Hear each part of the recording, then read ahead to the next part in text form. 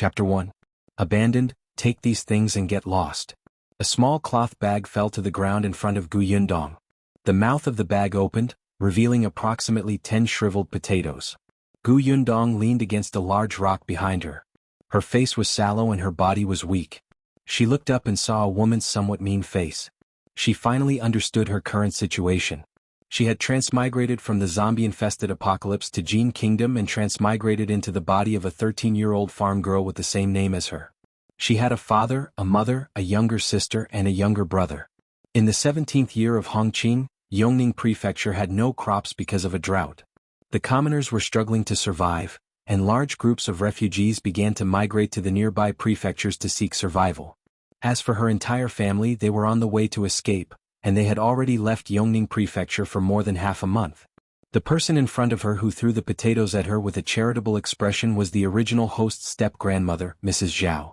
Beside her stood more than 10 people from second uncle and third uncle's families. All of them had cold gazes while looking at their refugee family of 4. Gu Yundong did not have any strength in her body. This was because she had been hungry for too long. Her head was still in a dizzy state, and she could not even straighten her body slightly. She looked away and ignored Mrs. Zhao. Her eyes swept across second uncle and third uncle's family, who were watching coldly from the side, and finally landed on old Gu, who was sitting on a rock. Grandma was a step-grandmother, but grandfather was her biological grandfather. Old Gu felt a little uncomfortable under her clear and piercing gaze. He coughed lightly and sighed softly after a while. Yundong, don't blame us. It's just that everyone is in trouble and we don't have much food left. Your family doesn't have a strong laborer, and your mother is mentally disabled. She can't do anything except eat and sleep. The world is too chaotic. Everyone can't even take care of their own families. We really don't have the energy to take care of you. You can only pray for yourself. This bag of potatoes is enough for your mother and the others to last for 2 days. You can think of a way yourself later. Whether you can survive or not is also the will of the heavens. Gu Yundong sneered secretly. She had lived in the apocalypse for 2 years and had long seen the evilness of human nature. Old Gu had clearly done something evil, but he still found an excuse to push it to the heavens. Wasn't he afraid of being struck by lightning? Unfortunately, she didn't have the strength now. Otherwise, why would she let him talk nonsense here? She was disdainful, but a small figure beside her stubbornly wiped his eyes and said with a slight choked voice, "We do have strong labor. My father disappeared to lure away the bandits. You will come back." You. Gu Yundong knew that he was the original owner's younger brother, Gu Yunshu. He was only 5 years old this year, but he looked to be only 3 or 4 years old. The original host's father was called Gu Dajiang. 2 days ago they encountered a group of bandits. Gu Dajiang and her second uncle, Gu Dai, used themselves as bait to divert the bandits' attention and give them a chance to escape. Later, Gu Dai returned, but Gu Dajiang was nowhere to be found. In everyone's eyes, Gu Dajiang was most likely killed by that group of bandits. The little Gu Yunshu refused to believe it. He felt that his father was still alive and would definitely come back. Old Gu did not want to say anything else. He just waved his hand and said, "All right, that's all. Take care of yourselves." As he spoke, he paused. In the end, he could not bear to part with his grandson. He asked Gu Yunshu, "I can still bring you along. Why don't you come with us?" Mrs. Zhao, who was at the side, was unhappy. "Why bring him? We don't even have enough food ourselves. His portion is gone. If you want to follow, find your own food and eat dirt." Before she could finish speaking, Gu Yunshu had already grabbed Gu Yundong's hand. The corners of his mouth were pursed tightly. "I'm going with my eldest sister." Gu Yundong subconsciously wanted to retract her hand. She was not used to physical contact with people, especially in the apocalypse. It was almost instinctive to guard against people approaching her. However, she did not have much strength now. This little kid seemed to be afraid that he would be separated from her and held her fingers tightly. Because of this, Gu Yundong could clearly feel his small, thin and trembling hand. She pursed her lips and did not say anything in the end. Old Gu was provoked by Gu Yunshu's fearful attitude. He stood up angrily. "Up to you." With that, he left with Mrs. Zhao and the others. Madame Yang, who was Gu Yundong's mother, had been standing at the side and was confused. She was carrying a basket with a 3-year-old girl in it. The girl was sleeping groggily, and such a huge commotion did not wake her up. Seeing that old Gu and the others had left, Madame Yang followed them helplessly. When she turned around and saw that Gu Yundong and Gu Yunshu were still in the same place, she hurriedly walked back and squatted beside her, asking in confusion, "Dong Dong?" Let's go, let's go. Madame Yang wasn't very smart, but she knew people. She still didn't understand that the Gu family had abandoned her and her 3 daughters. She was just curious why the Gu family didn't wait for them. Gu Yundong was still recovering her strength. It was difficult for her to even speak now, and she had no patience to explain. On the other hand, Gu Yunshu comforted Madame Yang in a low voice. Mother, eldest sister is tired. Let's leave later. Eldest sister had fainted previously. Because of this, Grandpa and the step-grandma finally had an excuse to leave their family. Gu Yunshu was worried. His father was not around, his eldest sister was sick, his mother was mentally disabled, and his younger sister was weak. He was now the only male in the family. Although he was only 5 years old, he had to take care of his family. Gu Yunshu tried his best to straighten his small body and looked at Gu Yundong, who had closed her eyes to rest. At this moment, Gu Yundong was actually happy. She had lived in the apocalypse for a year, and she had the mentality that every day she could survive was a good day. Although this place was also in a chaotic world, at least there were no zombies or mutated animals and plants here. After the disaster caused by the drought, her life would slowly improve. The future here was filled with hope. As for the original host's family, they had given her a chance to be reborn. As long as they did not cause trouble for her, Gu Yundong would treat it as repaying them and would not abandon them. Just as she was thinking about it, she suddenly heard hurried footsteps. She raised her head slightly and saw her second uncle, Gu Dai, who had returned. Chapter 2. Silver Gu Yundong did not have a good impression of this second uncle at all. Back then he and Gu Dajiang had lured the bandits away, but only he had returned. This made her think more about this and link Gu Dajiang's disappearance to him. Gu Dai ran to Gu Yundong's side and squatted down to tug at her sleeve without a word. What are you doing? Gu Yundong regained some strength and retracted her hand. In any case, you're about to die soon.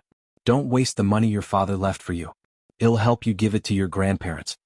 Gu Dai picked up a stone beside him and threw it at her head. Gu Yundong only had time to curse before she fainted. Eldest sister. Gu Yunshu screamed and pounced over to slap Gu Dai crazily. Madame Yang also reacted. She put down the basket on her back and came up to scratch him. Gu Dai took 2 steps back from the two of them.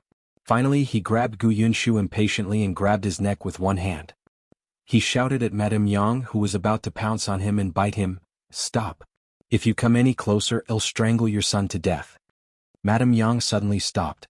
She hesitated and did not dare to go forward. She looked at her son and then at her unconscious daughter. Suddenly, she knelt down in front of Gu Dai. "Second uncle, please, I beg you. Put Ashu down. He hurts. He hurts." Gu Yunshu's face turned purple from the squeezing and his eyes turned red. Tears welled up in his eyes and refused to fall. He ignored them and struggled frantically. "Mother, get up.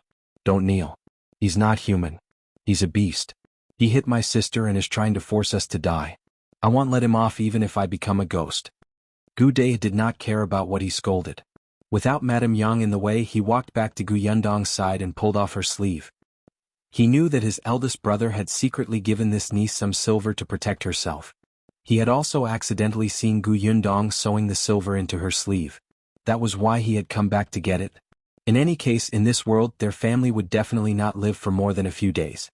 Instead of letting this silver be buried with them, it was better for him to take it. Gu Dai had no qualms about it. He rolled up his sleeves and saw a tail of silver. His big brother was really scheming. He actually hid so much money secretly.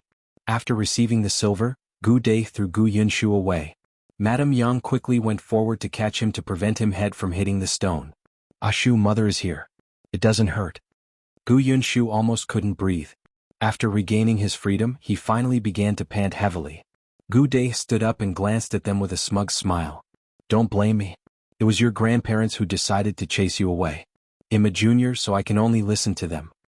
After saying that, he snorted and strode in the direction of old Gu and the others. Old Gu had seen his second son leave.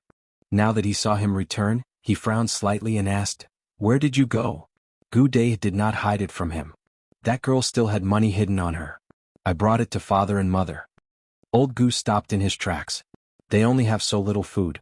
Why did you still go? Why can't we go?" Before he could finish speaking, Madame Zhao couldn't help but scold. "I told you that your eldest son is dishonest. He didn't show filial piety to the two of us when he had money and even secretly gave it to his wife and daughter. This heartless thing. We worked so hard to raise him up, but we only raised such an ingrate. We should have beaten him to death long ago." So what if second brother took the money? Anyway, they won't be able to use it even if we gave it to her. Don't let it end up in someone else's hands. They might as well give it to us. Old Gu opened his mouth. After a long time he sighed and said, "It's their bad luck." He tacitly agreed with Mrs. Zhao. Gu Dai put away the silver with a clear conscience. "Mother, I'll keep this silver for you. I'm young and strong, so it's not easy for me to lose it." Mrs. Zhao glanced at him but did not say anything. In this world, she was not willing to make her son unhappy over a few dozen copper coins. If she angered her son and he abandoned her, she would not be able to live as an old lady. She thought that there was not much money, so she let him be. Chapter 3. I'm hungry. When Gu Yundong woke up again, she was on Madame Yang's back. She could hear her panting as she walked. Madame Yang was very thin and weak. Gu Yundong could clearly feel her shoulders shaking, as if they would break if she was not careful. Dong dong dong dong, you're awake? Perhaps sensing movement, Madame Yang turned her head slightly and said happily. Only then did Gu Yundong realize that there was still a basket hanging in front of Madame Yang. The little girl in the basket was still sleeping soundly and had yet to wake up. Gu Yunshu also heard the sound and hurriedly looked up. Eldest sister, you're awake? Hang in there a little longer. We'll be there soon. Where are we going? Gu Yundong asked hoarsely. The path they were on was a little narrow and there were not many people on the road. The sky was already dark, so they had to find a place to spend the night. We're going back. We're going to the village we went to last night to stay for the night. That place is a little closer. Gu Yunshu raised his head, wiped his face and tried his best to smile. This decision was made by him and he was actually very nervous. He did not know if it was right. After all, compared to the unknown direction in front of him, he could only return to the place he recognized. Big sister needed to rest and he was very afraid. Only then did Gu Yundong realize that there was a mark on his neck. Coupled with his huge head, it was especially shocking. Her face darkened slightly. Where's Gu Dai? He stole eldest sister's money and ran away. Gu Yunshu finally couldn't hold it in anymore. He couldn't maintain his smile and lowered his head to wipe his tears. Yunshu is useless. I didn't protect eldest sister well or protect the money. I'm sorry. Gu Yundong wanted to tell him not to cry. She had been in the apocalypse for a year and had long understood that tears were the most useless thing. If the money was gone, so be it. What was the use of crying? When there was a chance later, she would make him pay back 10 times or 100 times. What was the big deal? However, she quickly reacted. This was not the apocalypse and Gu Yunshu was not a stranger. He was her younger brother. However, she did not know how to comfort others. Fortunately, Madame Yang's voice quickly sounded in her ears. Ah Shu, don't cry. It's your second uncle who's bad. Well, ignore him in the future. Mother dotes on you. Gu Yunshu was comforted. He sniffled hard. I won't cry. I'm the only man here. Don't cry. As he spoke, he hugged the bag of potatoes in his arms and puffed out his small chest. Gu Yundong was speechless. Fortunately, they arrived at the village quickly. The village was quiet and almost empty. Everyone was either dead or fleeing, looking for a place to survive. Gu Yunshu originally wanted to go to the house they had gone to yesterday, but he was stopped by Gu Yundong. In the end, they chose a house a little away from the center of the village. The place was not big, but it was remote and quiet. There were only 2 families beside it. When they entered the house, Madame Yang carefully put Gu Yundong down. Gu Yundong's strength had slowly recovered, but she was still a little dizzy from the blow to her head. Gu Yunshu carefully placed the potatoes in front of her and looked up. Eldest sister, rest first. I'll go find some firewood. He was very sensible. When he spoke to Gu Yundong, he tried his best to smile so that she would not worry. With that, he turned around and went to look for the woodshed. Gu Yundong looked at his back view and was worried that his head would snap at any moment. After a while, he came in with 2 thin bundles of firewood and called out to Madame Yang, "Mother, help me close the window." Okay. Madame Yang was feeding Gu Yunko water from a bamboo jar. The little girl swallowed unconsciously and finally reacted. After the windows and door was closed, Gu Yunshu began to roast potatoes.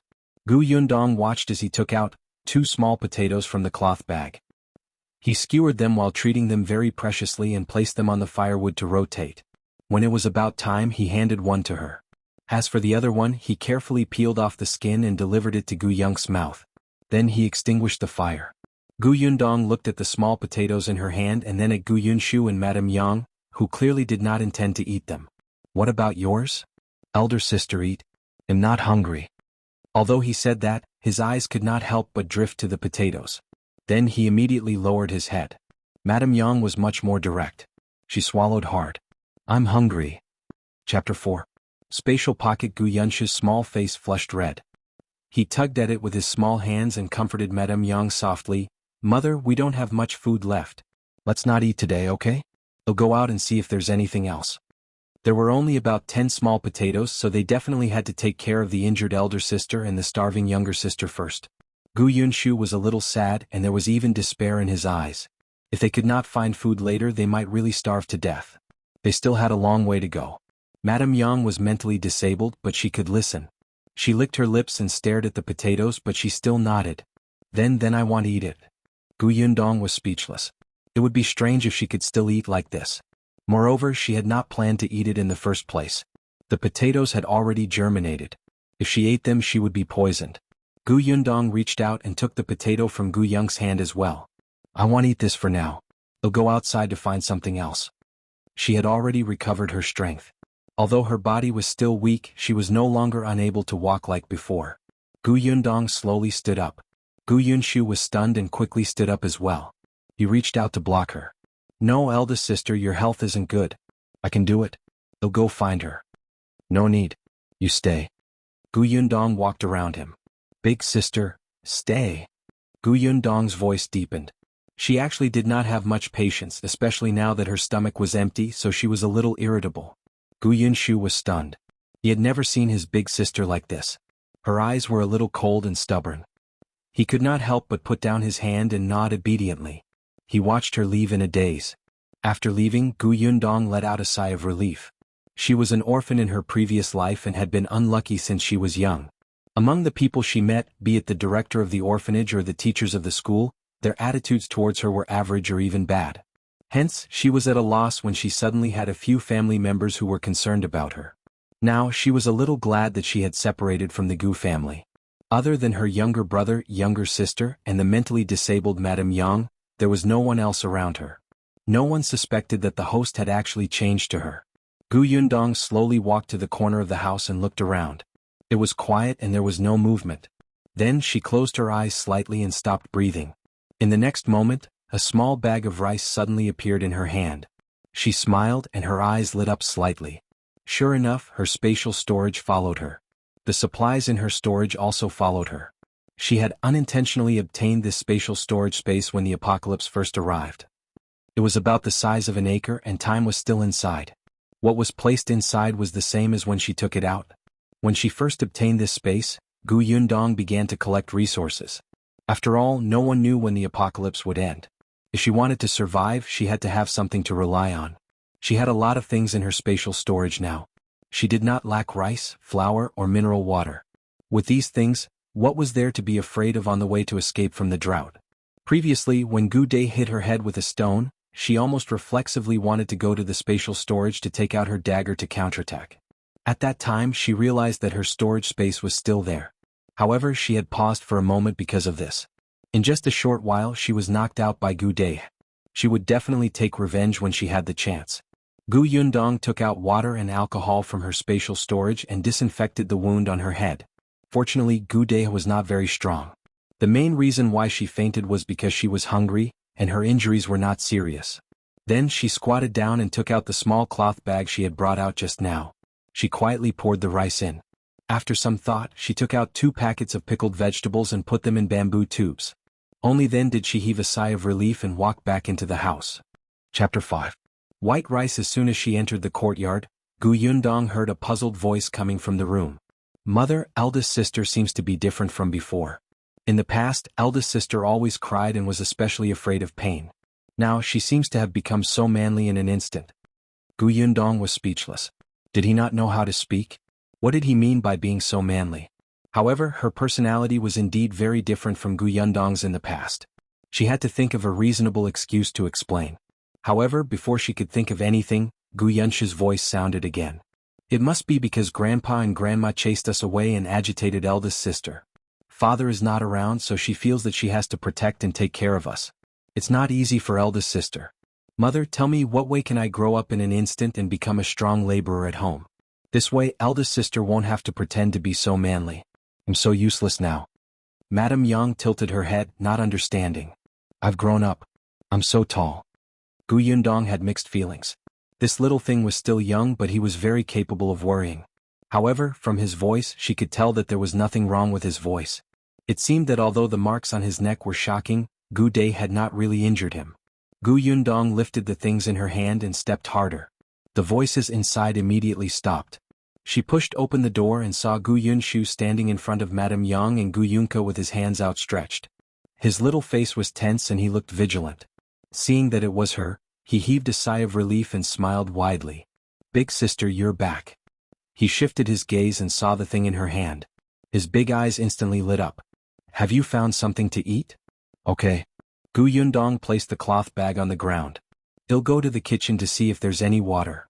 She turned around and went out again. There was definitely no water in this place. She was just pretending.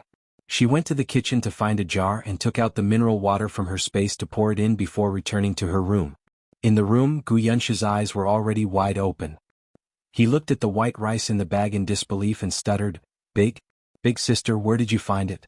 It's so white and there's so much." He had never seen rice so white and big. Each grain seemed to be transparent and looked better than the most expensive rice in the rice shop in town. Gu Yunshu could not help but gulp. Felt like a dream. "I found it under the bed in one of the rooms of the family next door," Gu Yundong said. Gu Yunshu was stunned for a moment before he came to a realization. "I know. That family must be like second aunt. They secretly hid the food and forgot to take it with them when they escaped." After saying that, he nodded vigorously. Previously, when she was about to leave the village, second aunt secretly took out 2 large packets of sweet potato jerky from under the bed and prepared to secretly take them away. She had secretly concealed them in her room all these years. She did not expect Grandma to see them and scold second aunt at home for being an ingrate. The entire Gu family knew about this. Now that he heard that these white rice were found under the bed, Gu Yunshu immediately found a reasonable explanation. Gu Yundong felt that there was no need for her to think of an excuse. He could always find an excuse for her. Hence she nodded. "Probably." As she spoke, she turned around and closed the door, rekindling the fire from before. After adding water to the earthen jar, Gu Yundong planned to cook some porridge to drink. The entire family was very hungry and their stomachs were empty. They could only eat soft and tender food. Gu Yunshu's heart ached immediately when she poured out a large handful of rice. "Elder sister, don't eat too much. I'm actually not very hungry. I can eat less." "Don't you want to grow up quickly? How can you grow up if you don't eat more?" Gu Yunshu was stunned and immediately conflicted. He wanted to grow up quickly, but they did not have much food. If they ate too much now, what would happen in the future?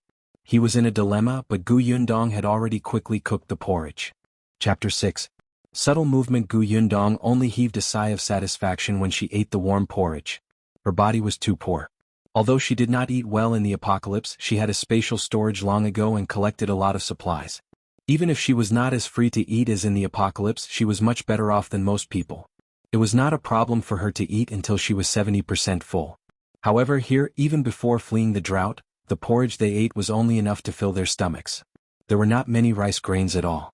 After fleeing the drought, they only had 1 meal a day. It was rare for them to eat to even 20% full.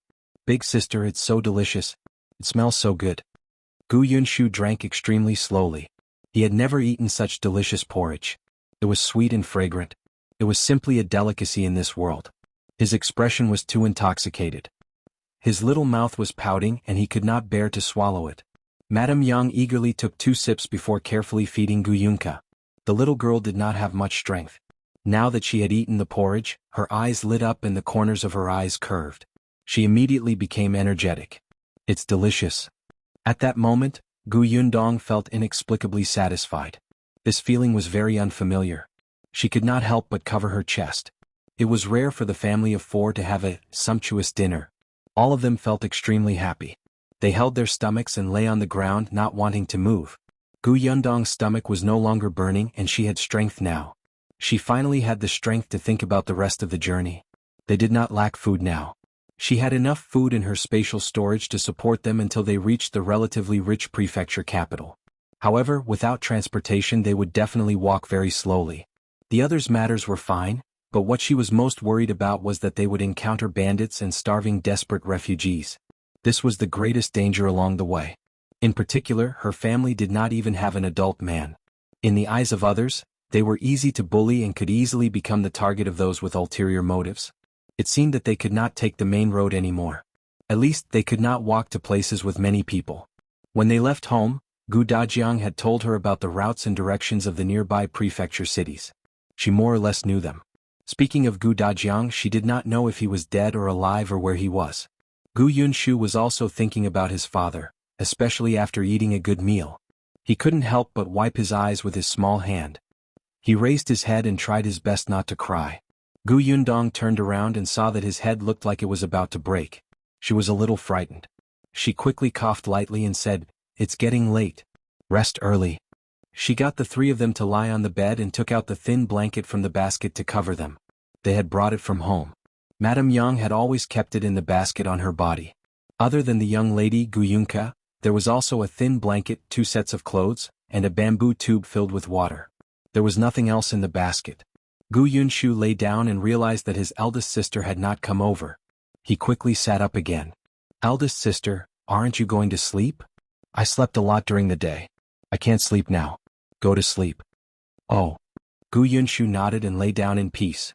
After eating and drinking their fill, they slept especially quickly. Before long, the three of them's breathing stabilized. Gu Yundong sat down at the side. She had no intention of sleeping at all. In the apocalypse, as long as one stayed outside at night, one had to keep watch. Otherwise, she would not know when she would encounter danger. She had already developed a habit, and it was the same here. Fortunately, she was awake this night. Madame Yang and the others had only slept for an hour when she heard a subtle movement outside. Chapter 7. All should die. Gu Yundong suddenly opened her eyes and walked to the courtyard outside. The wall of the courtyard was not very tall. There was a sauce jar under the corner of the wall and a wooden board covering it. Gu Yundong slowly stepped on it, revealing half of her head to look out of the wall. She saw 2 tall men standing under the moonlight. One of them lowered his voice and said, "Keep your voice down. Don't wake them up."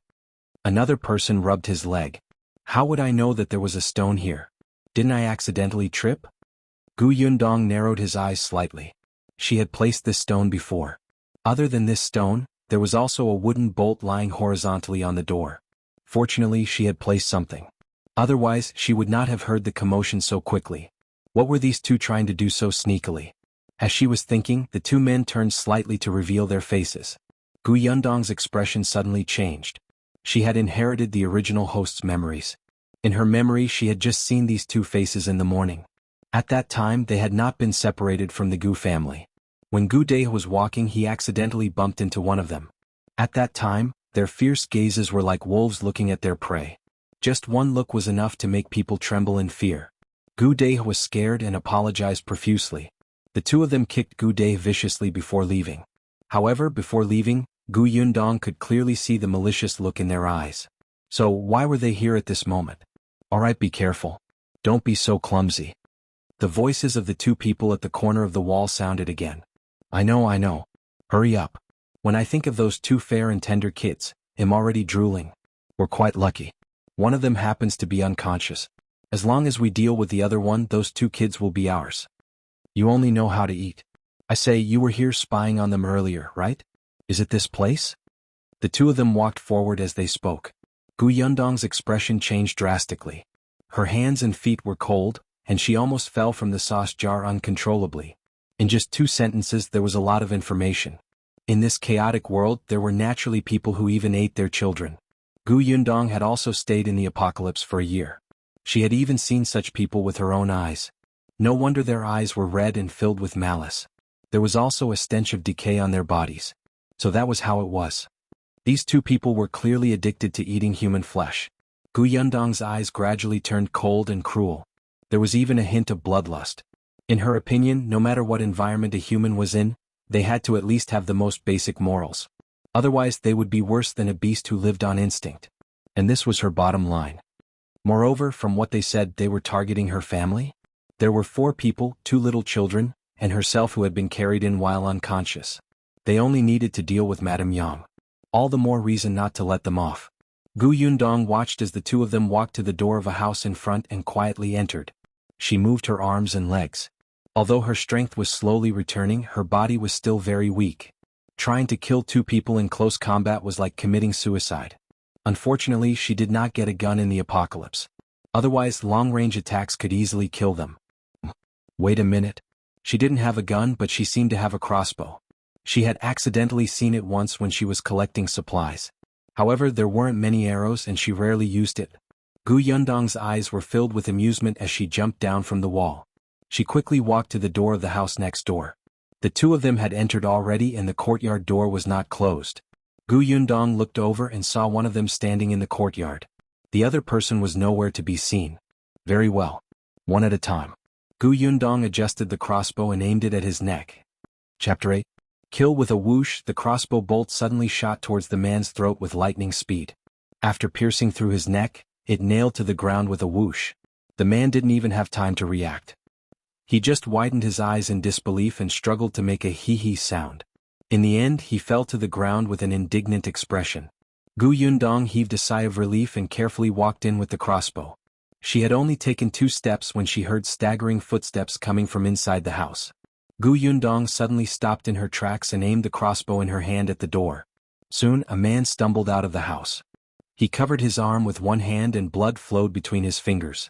His face was filled with panic. When he walked to the courtyard, he wanted to call his companion, but when he turned around he saw that his companion had already fallen to the ground and died with remaining grievances. Gu Yundong was surprised. She readied the crossbow in her hand. However, before she could aim, another man walked out of the house. That person was dressed in tight clothes, and his face was filled with a murderous aura. He held a sword in his hand and blood was dripping from the tip of the sword. He immediately saw Gu Yundong standing there.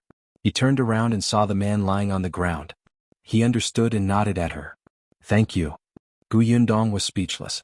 So there was someone in the house? And from the looks of it, he was a very skilled martial artist.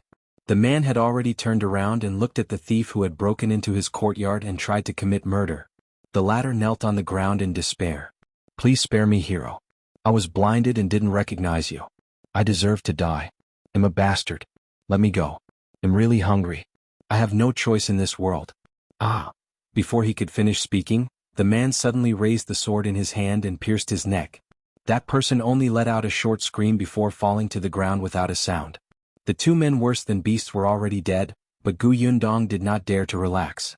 She stood face to face with the man and began to measure and assess the current situation. At this moment, another figure ran out of the house. It was a small boy that looked to be no more than 5 or 6 years old. Uncle Gao, brother Bai is awake. Go in quickly. A soft and tender voice sounded. As soon as the little figure ran out, he hugged the man's thigh and raised his head to speak. Gao Feng immediately covered his eyes to prevent him from looking at the dead bodies of the 2 people on the ground. His cold and silent expression instantly changed, and his voice was as gentle as if he had become a different person. Uncle Gao knows. Go in first and don't let your younger sister come out. Tell your brother Bai that I still have something to deal with. I'll be done soon. Okay. The little boy nodded obediently. Gao Feng turned him around and he ran back. He did not even look at Gu Yundong standing in the courtyard. Gu Yundong's expression was as if she had been struck by lightning. She had made a mistake. The target of these 2 scumbags was not her family of 4, but the 4 people in this courtyard who also had 2 children. That's right, the 2 of them had mentioned fair and tender children previously. Her own younger brother and sister were skinny to the point of showing noticeable bones and could not be described as fair and tender. Gu Yundong quickly found his position. She put away the crossbow and said to Gao Feng with a serious expression, "There's no need to thank me. I just happened to hear what they said and knew that these 2 people were not good people. They were crazy enough to want to eat 2 little children. Anyone with a conscience would not sit back and do nothing. That's why I followed behind them and thought of helping you as much as I could." Chapter 9. Search for silver. Gao Feng nodded slightly. It was unknown if he believed her, but he took a few more glances at the crossbow in her hand. Seeing that she hid it behind her, he tactfully retracted his gaze and said, "Miss, you're so considerate. These 2 really deserve to die. Since these 2 people are already dead, shall we split the things on them equally?" Gu Yundong did not mind taking things from the dead at all, especially in this world. However, Gao Feng was very disdainful. "I don't need it. Miss, just take it." Gu Yundong was just asking him out of courtesy. It was obvious that this Gao guy did not lack money. As soon as he agreed, Gu Yundong squatted down and rummaged through the 2 dead men's money bags. Gao Feng turned around and returned to the house. Gu Yundong only paused for a moment before continuing to rummage through the clothes as if nothing had happened. The two of them really had a lot of things on them. 5 taels of silver, a jade pendant, 2 daggers, 3 small bags of sleeping pills, and other tools for committing crimes. Gu Yundong only took the silver and the jade pendant but did not take the dagger. After thinking for a while, she brought the bags of sleeping pills with her. After plundering, she was about to leave when Gao Feng came out again with a cloth bag in his hand. "Thank you for your help today, Mississippi. There are some steamed buns and pancakes here. Please accept them." Gu Yundong was stunned and looked at him in surprise. Then as she took it she said, "I feel so awkward taking them. Actually, even if I didn't come, Big Brother's skills would be more than enough to deal with them." The corners of Gao Feng's mouth twitched. "If you weren't so agile in taking these things, these words would be more convincing. Help me close the courtyard door when you go out." "All right." Gu Yundong took the things and turned to leave.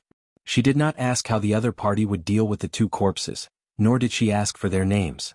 They had just met by chance on the way to escape, and they would not have the chance to meet again in the future. Gu Yundong returned to her courtyard. The steamed buns and pancakes in her hand were already cold. She could eat them tomorrow if they were heated up again. She could add more food for everyone. The 3 people on were still sleeping in front of the fireplace, but they were curled up into a ball together. Gu Yundong frowned. It was now the time when the temperature difference between day and night was huge. It was very hot in the day, but at night the temperature suddenly dropped by more than 10 degrees. They only had a thin blanket, so short that it could not even cover Madame Yang's feet. Even if they pressed all their clothes on top, it was still very cold. It was no wonder that they were shivering in their sleep. She subconsciously wanted to take out the blanket from her spatial storage, but on second thought, there was someone next door. It was better to be careful. Therefore she simply took firewood and lit it at the side. Although the home's original family no longer had any food, there was a lot of dry firewood piled by the wall of the courtyard, which was convenient for her. As soon as the fire started, the temperature in the room instantly rose. Only then did the 3 of them, who had been curled up in a ball together by the fireplace, feel a little more comfortable. Their brows relaxed and they slept especially peacefully.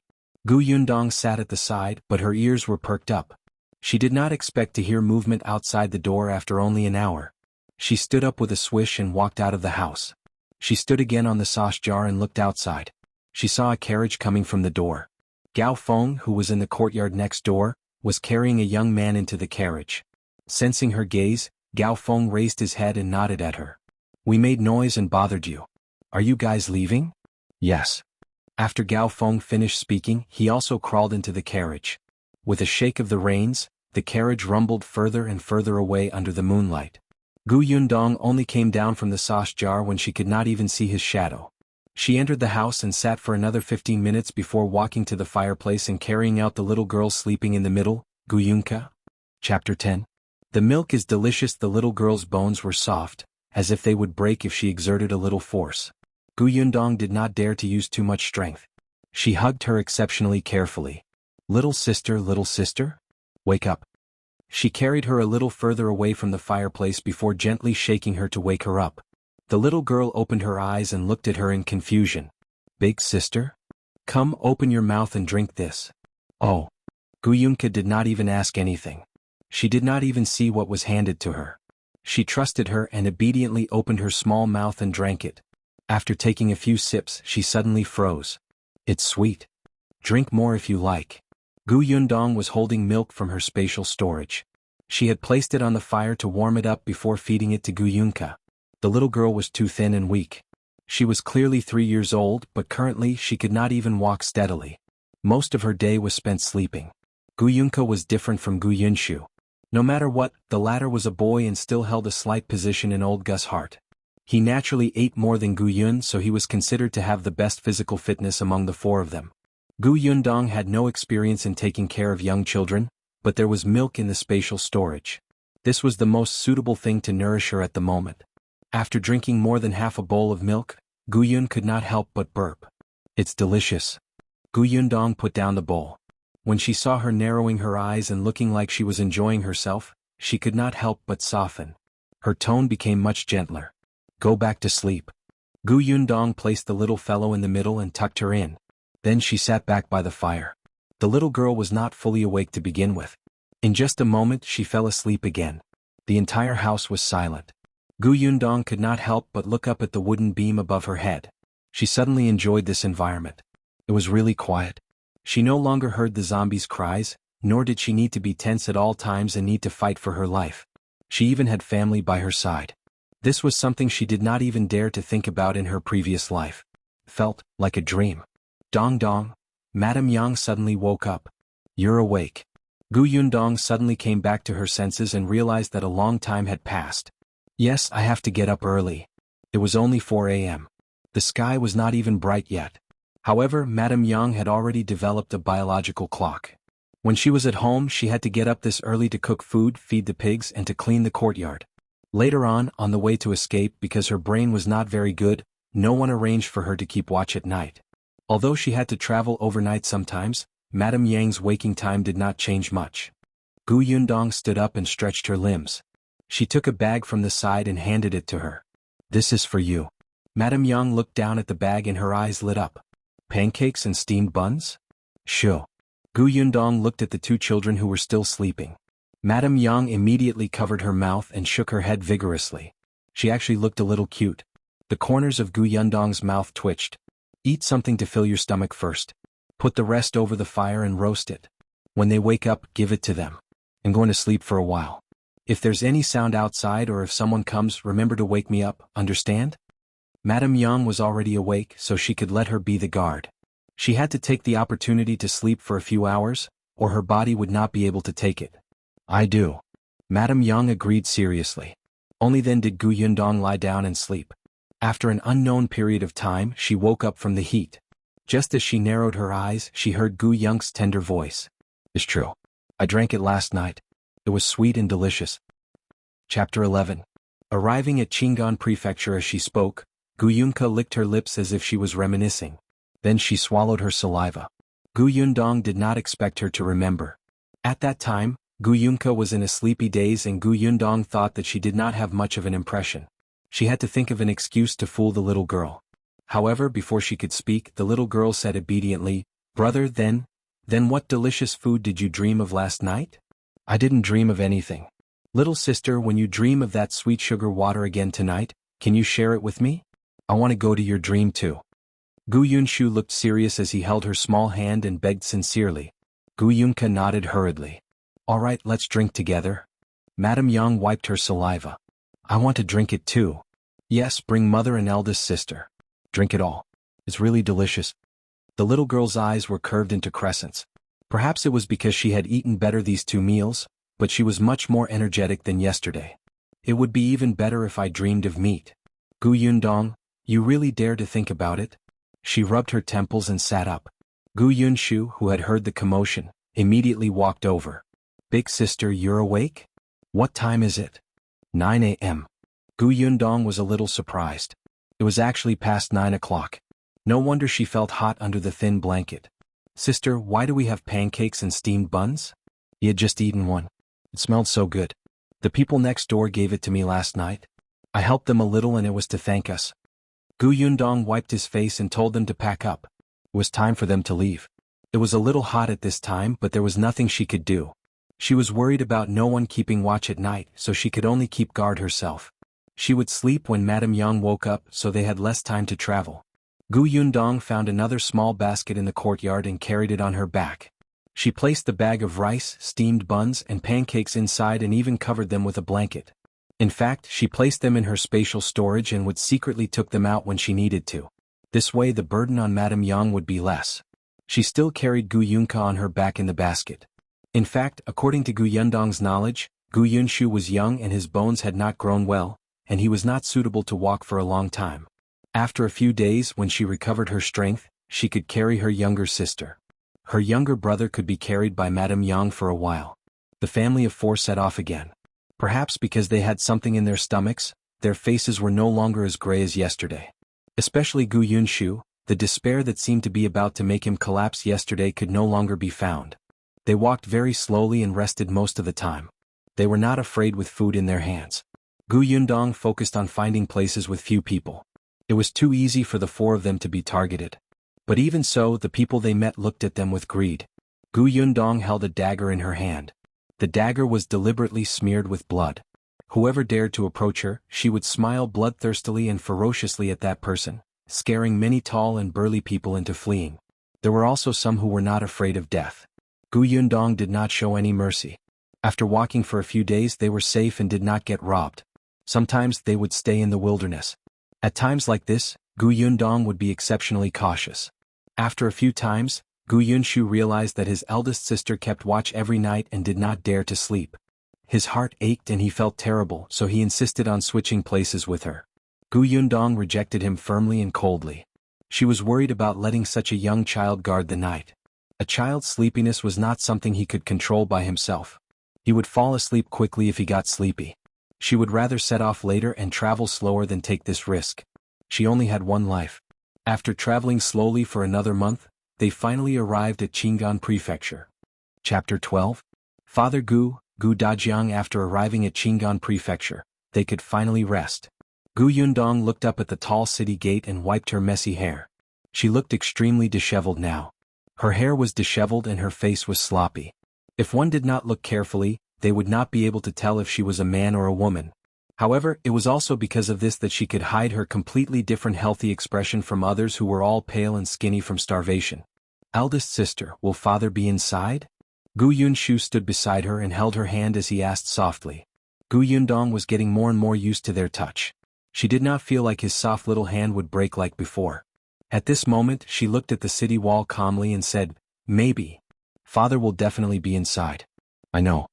Gu Yunshu tightened his grip and said very firmly, "He made a promise with us. He won't go back on his word." Gu Yundong lowered her head and looked at his big head. Although his food had improved a little in the past month, she could not let him gain too much weight in a world where everyone was thin. In addition, the little guy was always worried that they would use up their food in advance, so he ate very little. He looked like he still had a big head and a small body. Seeing his tightly pursed lips, Gu Yundong could not bear to dampen his spirits. Speaking of which, her father, Gu Dajiang, was really a very far-sighted person. From the day he began to escape from the drought, he had drawn a road map for all the places they might pass by and taught all the children in detail. Be it her, the 3-year-old Gu Yunka, or even Madame Yang who did not understand at all, he would repeatedly remind them, thinking that as long as they remembered a little, they might be able to use the knowledge. Moreover, there were many families on the way to escape who would get separated in the chaos. Who knew when someone would end up being alone? When that time came, they would wait in Qingan Prefecture. They would eventually reunite. His guess was right. However, the only person who was alone had become himself. In Gu Yundong's opinion, Gu Dajiang was most likely doomed.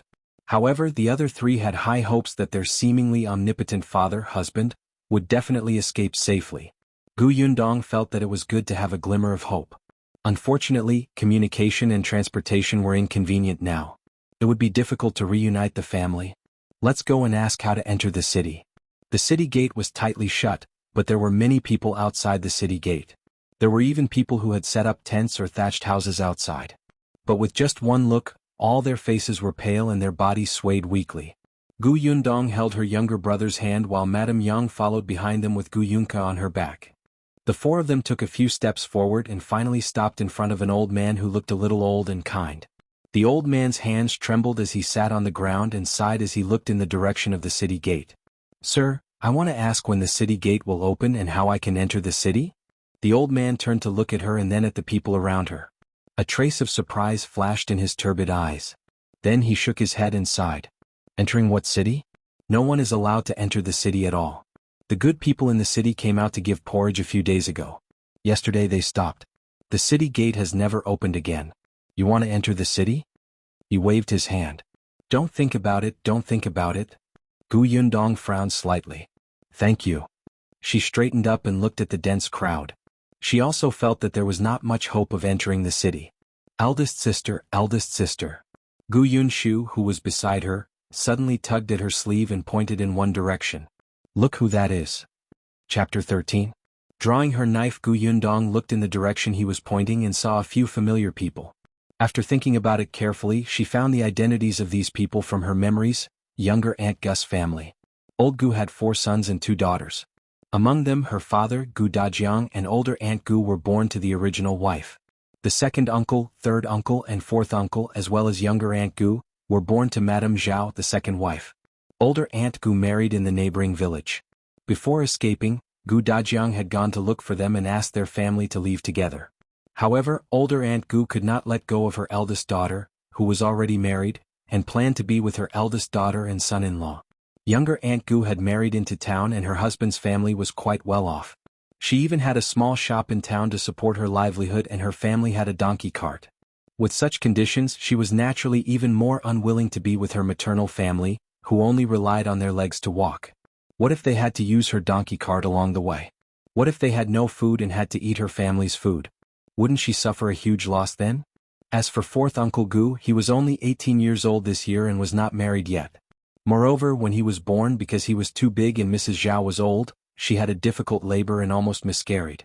Moreover, she already had 2 biological sons before him, so he was not favored by Mrs. Zhao.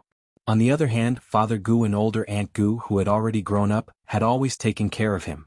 Therefore, fourth Uncle Gu actually had a better relationship with Father Gu and the others. When Father Gu went missing on the way to escape, fourth Uncle Gu took on the responsibility of taking care of their family. Because of this, Madame Zhao disliked him even more. In order to prevent him from ruining things, Madame Zhao and the others deliberately sent fourth Uncle Gu away and took the opportunity to chase her family away. Therefore, only second uncle and third uncle were present at that time. She did not know what would happen when fourth Uncle Gu returned. However, Gu Yundong could not care too much. She still had to take care of Madame Yang and her brother and sister, so she could not spare too much energy to think about anything else. However, she did not expect to meet younger Aunt Gu at the city gate. The entire Gu family did not see her. Younger Aunt Gu's maiden name was Gu Chuyue. She probably felt too intense of a gaze and turned around and saw them. With just one look she frowned. Then she rolled her eyes and looked around them. Perhaps because she did not see old Gu and the others, she quickly turned her head away and pretended not to know them. Gu Yundong scoffed. She did not want to acknowledge her either. It was better to think about how to enter the city. However, she wanted to live in peace without knowing each other, but the other party did not want to do as she wished. Soon, a child walked over and stood in front of them. She raised his head slightly and said arrogantly, "My mother told you to leave quickly and not embarrass yourselves here. With your wretched appearance, it's impossible for you to be let into the city." This little girl was Gu Qiyu's daughter. She was 7 years old this year. Because she lived in town, she had a sense of superiority since she was young, especially in front of Gu Yundong's family. Every time she went to the Gu family, she looked at them with disdain. She rolled her eyes and finally looked at Gu Yundong. "But if you beg me, I can consider bringing you along. But you have to follow behind me as my maid and serve me tea and water. From now on you have to serve me well. This way I can give you half a course steamed bun every day." It was obvious that she had added the last sentence herself. She had long wanted a maidservant to follow her. On the way she had encountered people selling their children. Their words sounded very nice. They said that they could be beaten and scolded as you pleased as long as you gave them water to drink. However, her parents said that it was not worth it to buy servants now. On the way they would have to take care of other people's food and drinks. They would buy a servant for her when they reached the city. Weren't they about to enter the city? There was already a perfect servant waiting for her here. Gu Yundong looked at her smug expression and silently took out the knife in her sleeve. Chapter 14. Yundong teaches her brother. "Come, repeat what you said just now. I didn't hear you clearly." Gu Yundong gestured with her knife and looked at the little girl opposite her with a smile. The latter looked at the knife in horror and her face turned pale. She could not help but swallow her saliva. What do you want to do?" "I'm not trying to do anything. Don't be nervous. Be good and say what you said just now. Don't be afraid." "I want cut you." Before she could finish speaking, the other party was so frightened that she took 2 steps back. She lost her balance and fell to the ground. However, Gu Yundong took a step towards her. The knife's light approached her like a ferocious ghost. The little girl immediately screamed and cried. She stood up in a hurry and ran away while crying. Gu Yundong shook her head. "She's as brave as a mouse. How dare she ask me to be her maid?" "Big sister, what should we do?" Gu Yunshu asked worriedly. "What do you mean?" Fu Lanji said that younger aunt asked her to pass the message. Younger aunt is an elder. Gu Yundong raised her eyebrows and reached out to pat his small shoulder. She said solemnly, "You treat her as your aunt, but does she treat you as her nephew? Every time she sees us, she either hits us or scolds us or mocks us. She doesn't even treat our father as her elder brother. How can she be considered our elder? Didn't father teach us that we can't repay others treating us badly with kindness? Well, treat her the way others treat us. Yunshu, remember, we don't take the initiative to provoke others, but if others dare to bully us, we can't stand still and not retaliate." Do you understand? Gu Yunshu nodded as if he understood. After thinking for a while in a daze, he understood. Younger aunt doesn't act like an elder. Fu Lanji doesn't treat our parents like she is a junior. I know what to do. Gu Yundong nodded in satisfaction. Then she saw him clench his fists and say, the next time she comes, I'll spit on her. The corners of Gu Yundong's mouth twitched. She coughed lightly. Well, spitting on her is too rude. We can resolve the matter in a more refined manner. Gu Yunshu blinked. How so? As he spoke, he saw Gu Chuyue walking over angrily with Fu Lanji. Before she could approach, she started scolding, Gu Yundong, you motherless thing. How dare you bully my Lanji? Without your grandparents around, you don't think much of me, your aunt, right? I'll teach you the rules on your grandparents' behalf today, lest you don't even understand the most basic filial piety towards your elders. In the future, you'll embarrass the Gu family and become a joke if word gets out. As Gu Chuyue spoke, she swung her hand and was about to slap Gu Yundong's face. However, halfway through, her hand stopped. She looked at the dagger blocking her way and shivered. She couldn't hit no matter what. Gu Yundong, do you know whose blood this is? Gu Yundong waved the dagger in his hand. Yesterday the blood on it was still bright red. Today it has turned dark and the smell of blood is not very strong. But I think someone who is not blind can still see it, right? What do you want to do? I don't want to do anything. I just feel that there are so many self-righteous fools in this world. Yesterday I met two of them. Not only did they want to snatch my things, but they also wanted to drag my sister and brother away to sell them. I took out this dagger at that time and aimed it at someone's neck. Chapter 15. Younger aunt is nothing, ah! Gu Chuyue screamed and looked at Gu Yundong as if she did not know her. She took a deep breath. You're crazy. I'm your aunt. In this world, even one's own son can't compare to half a bag of food. Younger aunt, you're nothing. Gu Yundong said coldly and approached her step by step. The dagger was also getting closer. Gu Chuyue could smell the blood on the dagger. She hurriedly took a few steps back and tightened her grip on her daughter's hand. Her heart was beating rapidly. This is the city gate. Everyone is watching. If you commit murder, you won't be able to escape.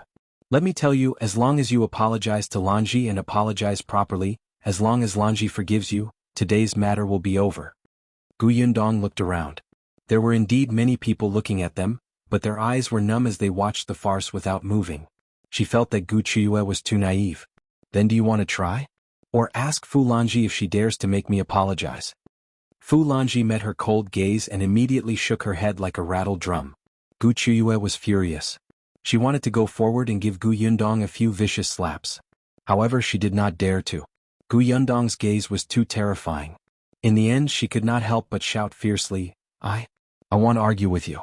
If you don't take your elders seriously, I won't care if you live or die in the future. When the time comes, don't beg me if you want to enter the city. Lunatic, you're just like your mother. Lanji, let's go. The two of them came in a hurry but stumbled back. After walking far away, Gu Chuyue cursed, Little b****, just you wait. Do you really think I can't deal with you? I'll see how long you can protect yourself with 3 burdens by your side. You better not let me find any opportunities. When the time comes, I'll teach you a lesson. I don't believe that you can come here safely by yourself. I don't know how many men you've slept with already, little whore. Fu Lanji finally stopped crying. Mother, why aren't they with Grandpa and the others? They must have been chased out. Gu Chuyue sneered. She knew her parents too well. Serves them right. The two of them gradually disappeared into the distance. Gu Yundong put away her dagger and looked at the people around her. She did not know if it was because of the blood on her dagger or if it was because of the unfriendly look in her eyes, but in short, a few people who were tempted to go forward and talk to her had given up. This Gu Chuyue was still somewhat useful. It's not easy for a young lady.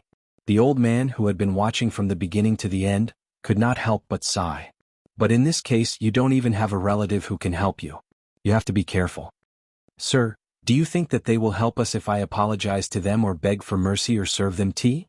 Gu Yundong smiled and did not mind. The old man was stunned for a moment. That's true. After scaring younger Aunt Gu and her daughter away, Gu Yundong could finally calm down and begin to observe the large number of refugees outside the city gate. There were too many people and the road was packed. They walked slowly and were already standing at the periphery. However, there were still many refugees coming this way on the road behind them. Gu Yundong glanced around and frowned when she saw people gathered in 2s and 3s not far away. Something was wrong. Something was very wrong. Chapter 16. Chaos will happen. Gu Yunshu grabbed her hand. Eldest sister, has father already entered the city? I'm not too sure. I'll ask around first. Gu Yundong found a plot of land at the side and brought them to sit down and rest. When the fatigue passed, she began to ask about Father Gus' whereabouts. She did not dare to leave Madame Yang and the others alone, so she simply brought them along. There were too many people at the city gate.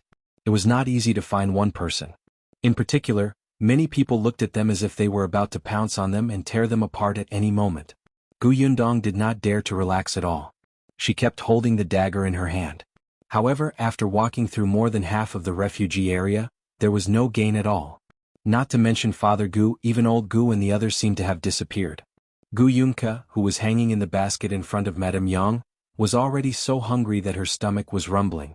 After holding it in for a long time, she finally couldn't help but poke out half of her head.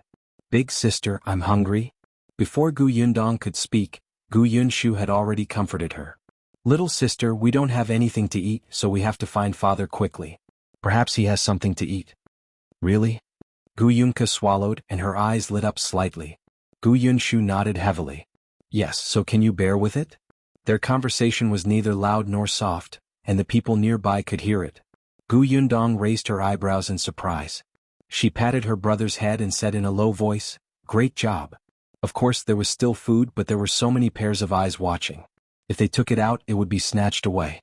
She was also very surprised that the little guy would answer like this. Gu Yunshu was still a little nervous. He was afraid that he would say something wrong, and he even lied to his sister. However, he did not expect his eldest sister to praise him. He immediately straightened his chest excitedly. I understand. Along the way he had been watching how Big Sister dealt with those people with ill intentions. He actually wanted to help Big Sister share the burden, but he was afraid that he would cause trouble if he did something wrong, so he only watched and did not say anything. He had subconsciously replied just now, but he did not expect himself to be right. Gu Yunshu was instantly delighted. He did not feel bitter or tired at all. Next, when Gun Yundong asked about Father Gus' whereabouts, occasionally he would interject with a few questions. Unfortunately, even when it was almost dark, he did not find any useful clues. It was obvious that Father Gu was either in the city or he hadn't arrived yet. The worst outcome would be that he was already dead. Gu Yunshu's happy expression disappeared, and his mood became gloomy. Beside him, Gu Yundong's expression was also much more solemn. As expected, something was wrong. After walking around, she realized that many young and strong men were gathered in twos and threes. Their eyes were shining with a certain determined madness. This phenomenon was very dangerous. The family of four walked back to the resting area. The old man from before asked with concern, "Is there any news?" "Not yet." The old man sighed. "In this world it's too difficult to find someone. But don't be discouraged. You'll find him eventually." "Okay." Gu Yundong put down Madame Yang's basket. Only then did she have the time to take a sip of water from the bamboo tube.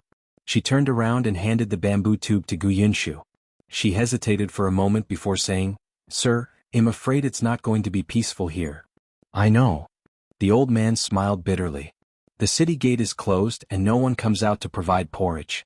There are more and more people and everyone has nothing to eat. We're forced into a corner and we're about to lose our lives. How can we not be in chaos?" Gu Yundong pursed her lips. She also had a feeling that in the next 2 days, the refugees would think of ways to break into the city gate. At that time the city would be in chaos. Chapter 17. Have to leave here, sir, aren't you leaving? Gu Yundong had originally planned to think of a way to enter the city, but now it seemed that it would not work.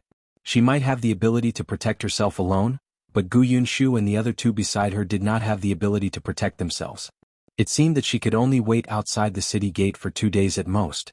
If there was still no news of Father Gu, she would have to leave. The old man looked up at the sky. "I want to leave too, but I ran out of food on the way here. 2 days ago I still had porridge to eat. Today, I don't know if my son can find any wild vegetables. If he can't, I can only starve. It doesn't matter. Anyway, that old woman of mine has left already. I'm old and won't live for long. It's not a big deal even if there is chaos." Only then did Gu Yundong learn that this old man's family had escaped from their hometown. On the way, his wife and daughter-in-law had starved to death in order to save them a mouthful of food. Now, only the old man, his son, and his 16-year-old grandson were left. Now, his son and grandson were looking for food outside. However, it was already so late and they had yet to return. He did not know if they had found anything. Girl, if you can leave, leave. Don't think that so many people here are all just waiting for death. Most of them are looking forward to this chaos. As long as the city is in chaos and the city gate opens, they can enter the city. They might even have food to eat and won't starve to death. They were at the end of their rope. Even if they knew that this was a matter of possibly losing their heads, they still wanted to give it a try. Gu Yundong fell silent. After a while, she led Madame Yang and the other two to the side and sat down. After a while, she turned her head and met Gu Yunshu's puzzled gaze. She said softly, Yunshu, let's wait another day. Regardless of whether we hear from father or not, we have to leave then. Is it because a fight is about to break out here? He had heard the old man's words. That's right. Gu Yunshu lowered his head with a lonely expression. He wiped his eyes fiercely with the back of his hand. After a while, he said in a choked voice, He'll listen to big sister. You're a good boy. I know we're still young and can't run fast. If we fight, well, drag eldest sister down. Then, let's wait until there's no more fighting here before looking for father, okay? Gu Yunshu was really very sensible. Gu Yundong had actually seen many brats before. For example, Fulanji was a few years older than Gu Yunshu, but she had a bad personality. Gu Yundong felt really awkward about such a sensible and obedient child. She felt like spoiling him. This kind of emotion had never happened before to her, but during this period of time after interacting with the Gu siblings, it often appeared and occupied her heart. These two children were growing on her. Gu Yundong took a deep breath and nodded. All right, I promise you. Gu Yunshu tried his best to smile. He'll grow up quickly. Eldest sister. Gu Yunka was still young. She felt that eldest sister and second brother's explanation was too complicated. She did not understand. She only tilted her head and asked curiously, You're not looking for father anymore? But Kiki's stomach is so hungry. Didn't they say that they could eat after finding their father? Gu Yundong pinched her tender face. This little thing was a little foodie. She could eat anything that was given to her. In her dreams at night, the content was all about food. It was also strange. In the past, when she was at the Gu family, Madame Zhao had never given her a full meal. How could she hold back and not say anything? Gu Yundong took another bamboo tube at the side, opened the lid and brought it to Gu Yunk's mouth. Half of her body blocked others' vision. If you're hungry, drink some water. Tomorrow, eldest sister will think of a way to find food. Saya.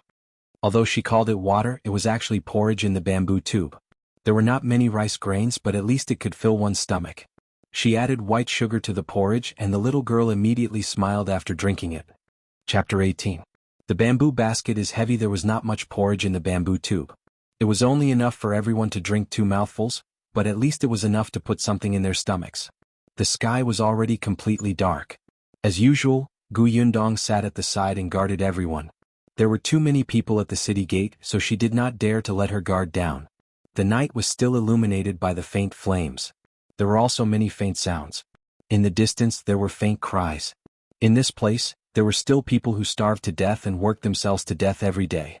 There were also robberies and fights. No wonder it was chaotic. If the magistrate officials in the city did not think of a way to solve the problem, the small chaos would eventually cause a huge disaster. Girl? Just as she was thinking, a familiar voice suddenly sounded in her ear. Gu Yundong's expression suddenly tightened. She saw a staggering figure walking over. When he got closer, she saw that it was the old man surnamed Yu who had spoken to her previously. Gu Yundong quickly stood up. Sir, what's the matter? Girl? Old man Yu walked closer and lowered his voice. He said anxiously, If you can leave, leave quickly.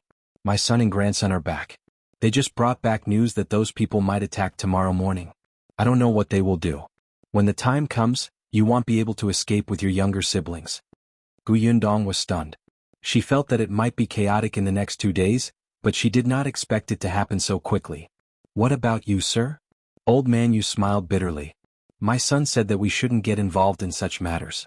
When the time comes, we'll hide far away. As for the future, we'll take it one step at a time. All right, girl, leave quickly. Don't delay. Gu Yundong nodded and squatted down to wake Madame Yang up. She directly asked Madame Yang to carry Gu Yunshu while she carried Gu Yunka. They did not have many things. They basically placed them in the baskets on their backs and could leave after taking them. Gu Yundong also realized that a few families were quietly preparing to leave not far away. It seemed that they had received the news and did not want to get involved. Madame Yang was still in a daze, but at least she was obedient. When her daughter asked her to leave, she immediately followed. The few of them passed by the place where old man Yu was resting. Gu Yundong saw his equally skinny son and grandson. The two of them were quite friendly to her and nodded slightly. Gu Yundong also nodded. However, she paused when she reached the place where they had placed their bamboo baskets before leaving. Old man Yu sent them off. This place is close to Wanqing province. Be careful on the way. Take care too. After a pause she added, go back and take a look at your bamboo basket. Gu Yundong's movements were light, but her footsteps were hurried. However, she did head towards the Wanqing province that old man Yu had mentioned. When eldest master Yu could not see her, she turned around and walked in the direction of Xuanhe province, which was a little further away. If this place was in chaos, many people would definitely escape to Wanqing province. The chaos here might even affect the other side. She had food on hand. No matter where she went, she would not starve to death on the way. It was safer to go to a safer place. Xuanhe Prefecture was her first choice at the moment. Old man Yu waited until they could no longer be seen before turning around to go back. His son came over and helped him sit down. Is that family the people father mentioned earlier? I really can't tell that they have the ability to escape to this place. That girl is ruthless. I admire her for her strength just like when your mother was young. Old man Yu wiped his eyes and chuckled. Let's go and hide in the mountains. Okay. Old man Ye's son asked his own son to support his father while he carried the bamboo basket. Uncle Yu was stunned that he did not carry it on his back successfully the first time. Strange, why is this bamboo basket so heavy? Chapter 19. Selling Gu Yundong and her siblings it got much heavier? Old man Yu suddenly stopped in his tracks and quickly walked to Uncle Ye's side. By the way, before that girl left, she said that she wanted me to take a look at the bamboo basket. Do you want to take a look? Old man Yu and his son looked at each other. They put down the bamboo basket and opened a piece of clothing covering it. In the next moment they saw an unfamiliar cloth bag placed inside. Old man Yu had a guess in his heart. He squeezed past his dilly-dallying son and tore open the cloth bag. He saw that the bag was filled with yams and potatoes. The three of them sucked in a breath of cold air. Old man Yu even closed the cloth bag and covered it with his original clothes while trembling. Father. Uncle Yu swallowed hard. This is from that girl? Sure. Old man Yu quickly looked around. When he saw that no one was paying attention, he heaved a sigh of relief. This girl is repaying me for sending her news out of kindness. She distinguishes between gratitude and grudges. It's fine if we accept it. Don't make a fuss. If there's a chance in the future, we'll thank her again. The father and son nodded repeatedly and their eyes lit up. Father, now that we have these, we can go to Wanqing province. Yes, to Wanqing province.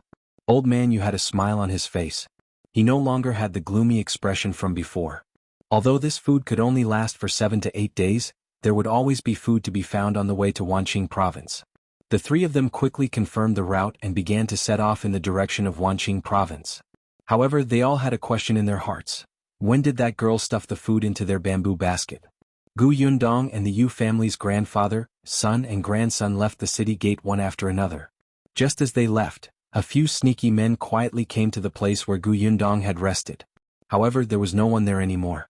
The few of them searched around but could not find anyone. One of them grabbed a young man's collar. Where is he? Didn't you say that your nephew and niece are here? The young man's name was Fu Ming, and he was Gu Qiu's husband. At this moment he also had a look of anger on his face. However, when he faced the fierce man, he immediately said obsequiously, Master Qian, I'm not lying to you. They were really here. My little niece is only 3 years old and my little nephew is only 5 years old. They're both good looking. You can bring them back and train them well. They'll definitely be able to help you earn money in the future. The older one is 13 years old and has already grown up. Let's look around nearby some more. They'll definitely be here. Master Qian and the others were all hired thugs from the Qin Tower's Chu Pavilion in the city. They knew that there were many refugees outside the city recently, and there were also many people selling their children. Some people only needed a few sweet potatoes to push their biological children away. Master Qian had already found many boys and girls. They were all good-looking and would be of great use in the future if they were nurtured well in the pavilion. After Fu Ming found out about this person, he listened to Gu Qiue and thought of selling his nephew and niece so that Master Qian could bring his family into the city. His nephew and nieces were all good-looking and there were 3 of them. They were enough. Master Qian said that they had to have a clear background. If they didn't have a backer, it would be best if they came out of a poor ditch and were the type who could die without anyone caring. They didn't want to have endless trouble in the future. Wouldn't Gu Yundong and her brother and sister fit the bill perfectly? So what if Gu Yundong had a dagger in her hand? That was just to scare people. When she met people like Master Qian, she could only be at the mercy of others. But now where was she? Could it be that she had received the news in advance? As he was thinking, he saw Gu Chuyue running over hurriedly. I saw Gu Yundong and the rest walking in that direction. Hurry up and chase after them. Chapter 20. The ruthless Master Qian. When Gu Yundong and the others turned around to go to Xuanhe province, Gu Chuyue happened to see them. She immediately went to look for her husband, Fu Ming, and Master Qian. She hurriedly pointed in the direction. Seeing that they had chased after Gu Yundong, she smiled sinisterly. I told you not to be smug. Do you think a thin brat like you can escape from Master Qian's hands? Just you wait. He'll make you come back and kowtow and admit your mistake. Bah. Gu Yundong had not walked very far. After all, she was carrying a child on her back and it was the middle of the night. It was inevitable that she would walk slower. Fortunately, not many people took this path. Basically, they all went to the closer Wanqing prefecture. Xuanhe prefecture was too far away. The people who chose this path definitely had better conditions. Most of them still had transportation tools from before. Gu Yundong and the others were the only ones who walked over on foot. She had to check later if there were any cars in the spatial storage that they could use. But because of this, when she heard footsteps running over from behind, Gu Yundong's first instinct was to tense up and cautiously hide behind a nearby slope with Madame Yang. Just as they hid themselves, Master Qian, Fu Ming, and the others arrived. 1, 2, 3, 4, 5. Under the moonlight, 5 figures swayed, and they all seemed to be men. Gu Yundong instantly held his breath. The next moment he heard one of the men's impatient voices. Didn't you say that there was someone's shadow ahead? Where is it? There's not even a ghost shadow. Master Qian, don't be anxious. I didn't see wrongly just now. They must have heard our footsteps and hid. Think about it. There are only 4 of them and 2 of them are babies still drinking milk. They can't walk fast at all. Chuyue also said that they just left not long ago. They must be nearby. We can find them if we look. You'd better find your nephews and nieces. Otherwise he'll use your daughter instead. Don't worry, Master Qian. I promise they won't be able to escape. At first, Gu Yundong only thought that Fu Ming's voice was familiar and could not remember it. When she heard the word Chuyue, she instantly remembered. Wasn't this her uncle-in-law's voice? As expected, this couple was not good people. Previously they did not succeed in finding trouble, but now they brought helpers. This Master Qian. Gu Yundong had also about him during the day, as when she was asking about Gu Dajiang's whereabouts, she was also collecting all kinds of information in the vicinity. She knew that there was a person called Master Qian at the city gate who could exchange food for beautiful children, both boys and girls. As long as someone caught his eye, he could even think of a way to bring others into the city. This Master Qian was quite famous and ruthless. It was said that a child once wanted to escape and was tortured to death in front of everyone. If anyone disobeyed, he would whip them until they knelt down and begged for mercy. He was not only torturing the human body, but also destroying the mental dignity. Gu Chuyue and Fu Ming were going to sell them to such a person? Gu Yundong's face was ashen. This couple was indeed a match made in heaven. No wonder they liked each other. Since that was the case, they could not blame her. Gu Yundong lowered her voice and said to Madame Yang and Gu Yunshu, who had already woken up, "Be good and hide here. No matter what happens, you're not allowed to come out or make a sound."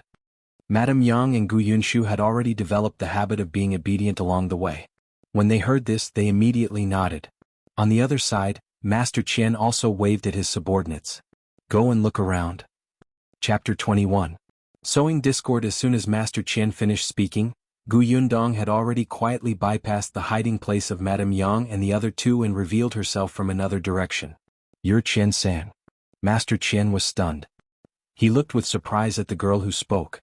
Fu Ming's eyes lit up as he said excitedly, Master Qian, this is my eldest niece.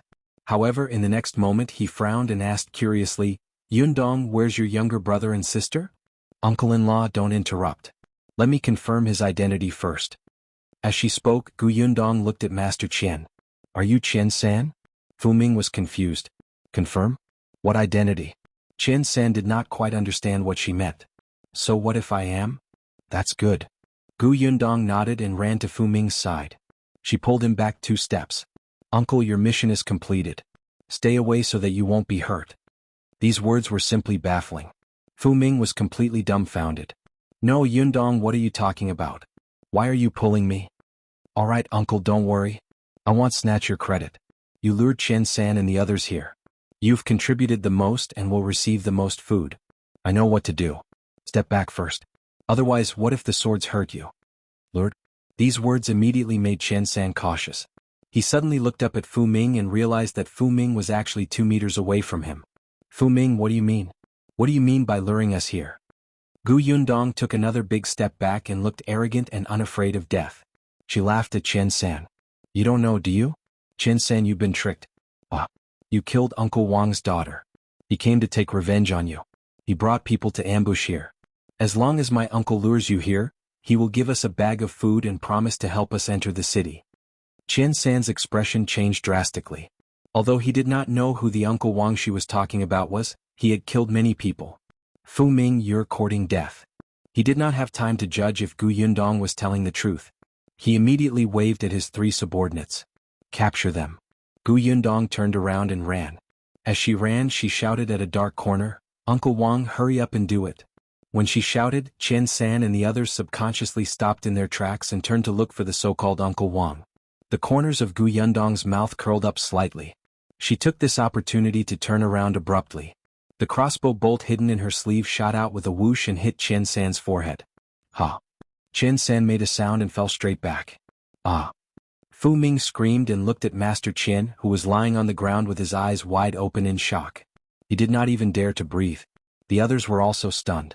In the next moment, another crossbow bolt shot over, but this time it missed. However, even so, the other 3 thugs were so frightened that they panicked, especially when they saw their boss die with grievances. They immediately couldn't care less and scrambled away. Fu Ming also shouted and ran.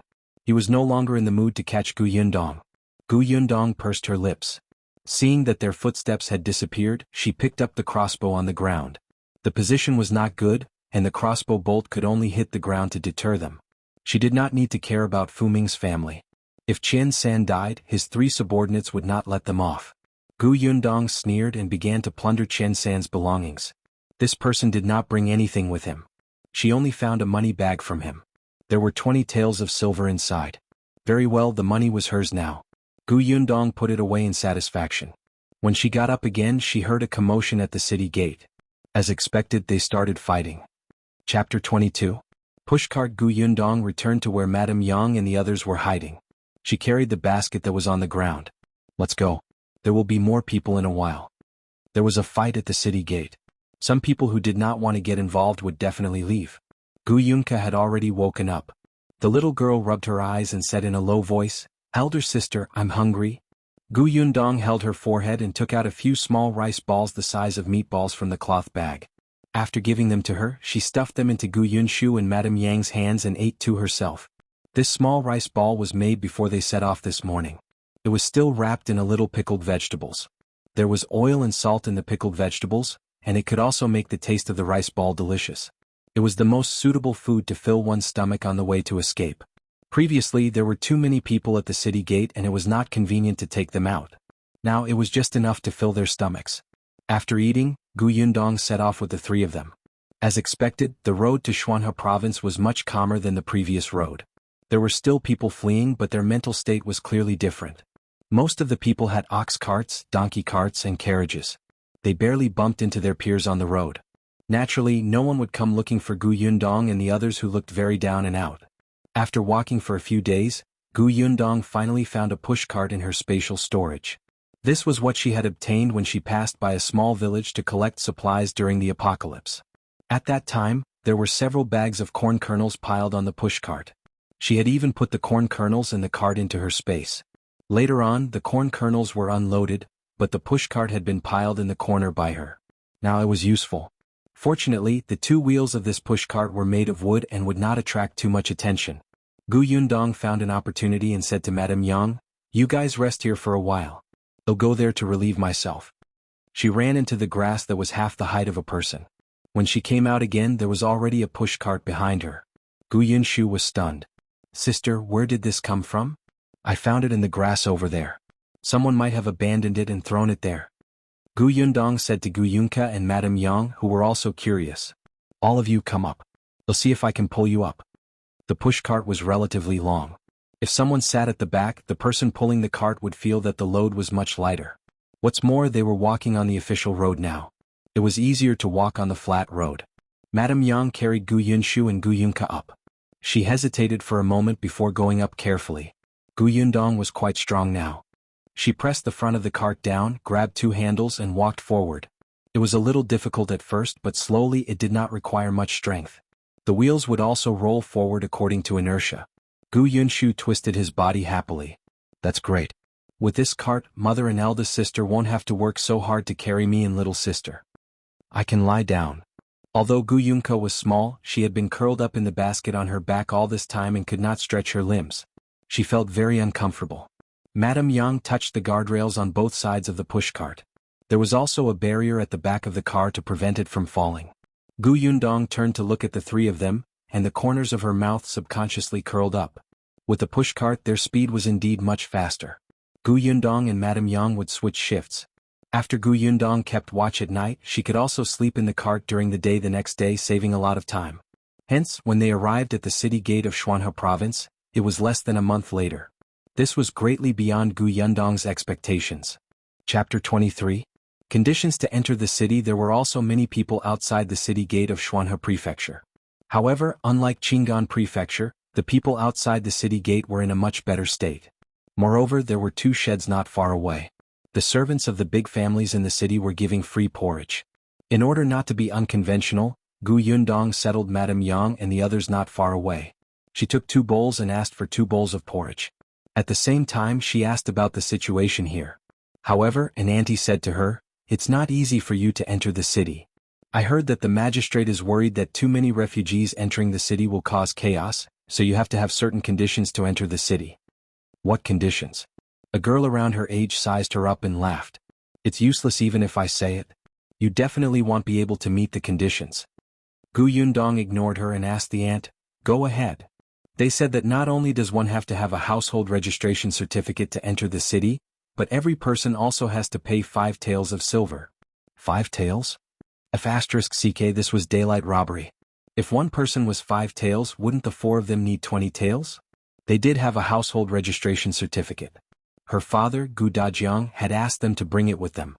The girl beside her saw her surprised expression and immediately laughed. "I told you it was useless to tell you. Why are you still asking? From the looks of it, you're not even as good as me. It's already good enough if you have 5 copper coins on you. You should obediently find a place outside and wait for a kind person to give you some food. What's the point?" Gu Yundong suddenly turned his head to look at her. "What's wrong with you? No one is paying attention to you, but you're still trying to make your presence known. Do I know you? Are we very close?" "You?" Gu Yundong turned around and left. That girl was furious. "Why are you so arrogant? Just you wait. If you can't enter the city, you'll still have to spend the night here." Gu Yundong had already walked to Madame Yang and the other 2. She handed over the porridge in her hand. "Drink this first. We'll enter the city later." The 4 of them obediently finished 2 bowls of porridge. The porridge dispensers had already packed up and entered the city.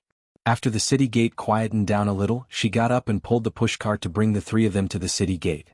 There were many soldiers guarding the city gate. They were afraid that something would go wrong. These people all had murderous expressions and the swords in their hands were cold. Gu Yundong had been observing just now and realized that the young soldier on the left had a very good attitude. When the families who were giving porridge entered the city, he even reached out to help them. She walked up to him and handed over the household registration certificate in her hand. The commotion on her side quickly attracted the other refugees who were still at the city gate, especially the girl who had been mocking her and looking at her. Seeing this, she sneered. The soldier also looked at Gu Yundong in surprise.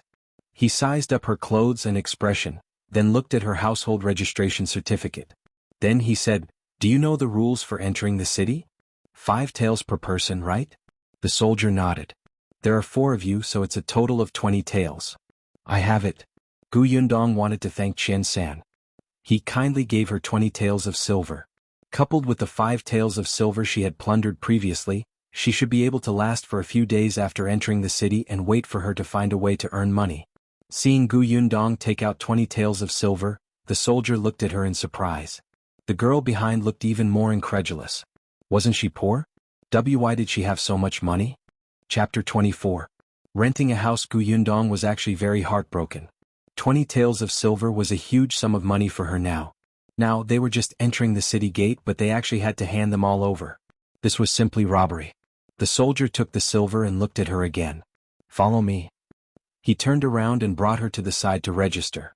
When everything was done, Gu Yundong stood at the city gate before she slowly exhaled. Madame Yang and the other two who were standing beside her also imitated her and exhaled in unison. Their relieved expressions were exactly the same, making the soldier who had been standing beside them unable to help but laugh. Only when Gu Yundong looked over did he cough lightly and advise her, "Remember to keep a low profile after entering the city. Don't get into conflicts with anyone. There are many refugees in the city now. If you cause trouble they will definitely arrest you first. There's nothing we can do about it." Actually, he was not considered a soldier. His surname was Nye, and the prefectural governor was his uncle. For some reason he was temporarily summoned here to help guard the city gate for 2 days.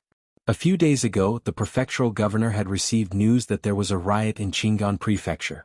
Refugees had broken into the city to burn, kill and plunder. They had killed 2 officials and the city asked for reinforcements. Commander Zhao personally led the troops to Qingan prefecture city to quell the chaos. This news spread like wildfire in their Xuanhe prefecture, causing the citizens in the city to not have a good impression of the refugees. Only then did the prefectural governor set the conditions for each person to enter the city to pay 5 taels per person.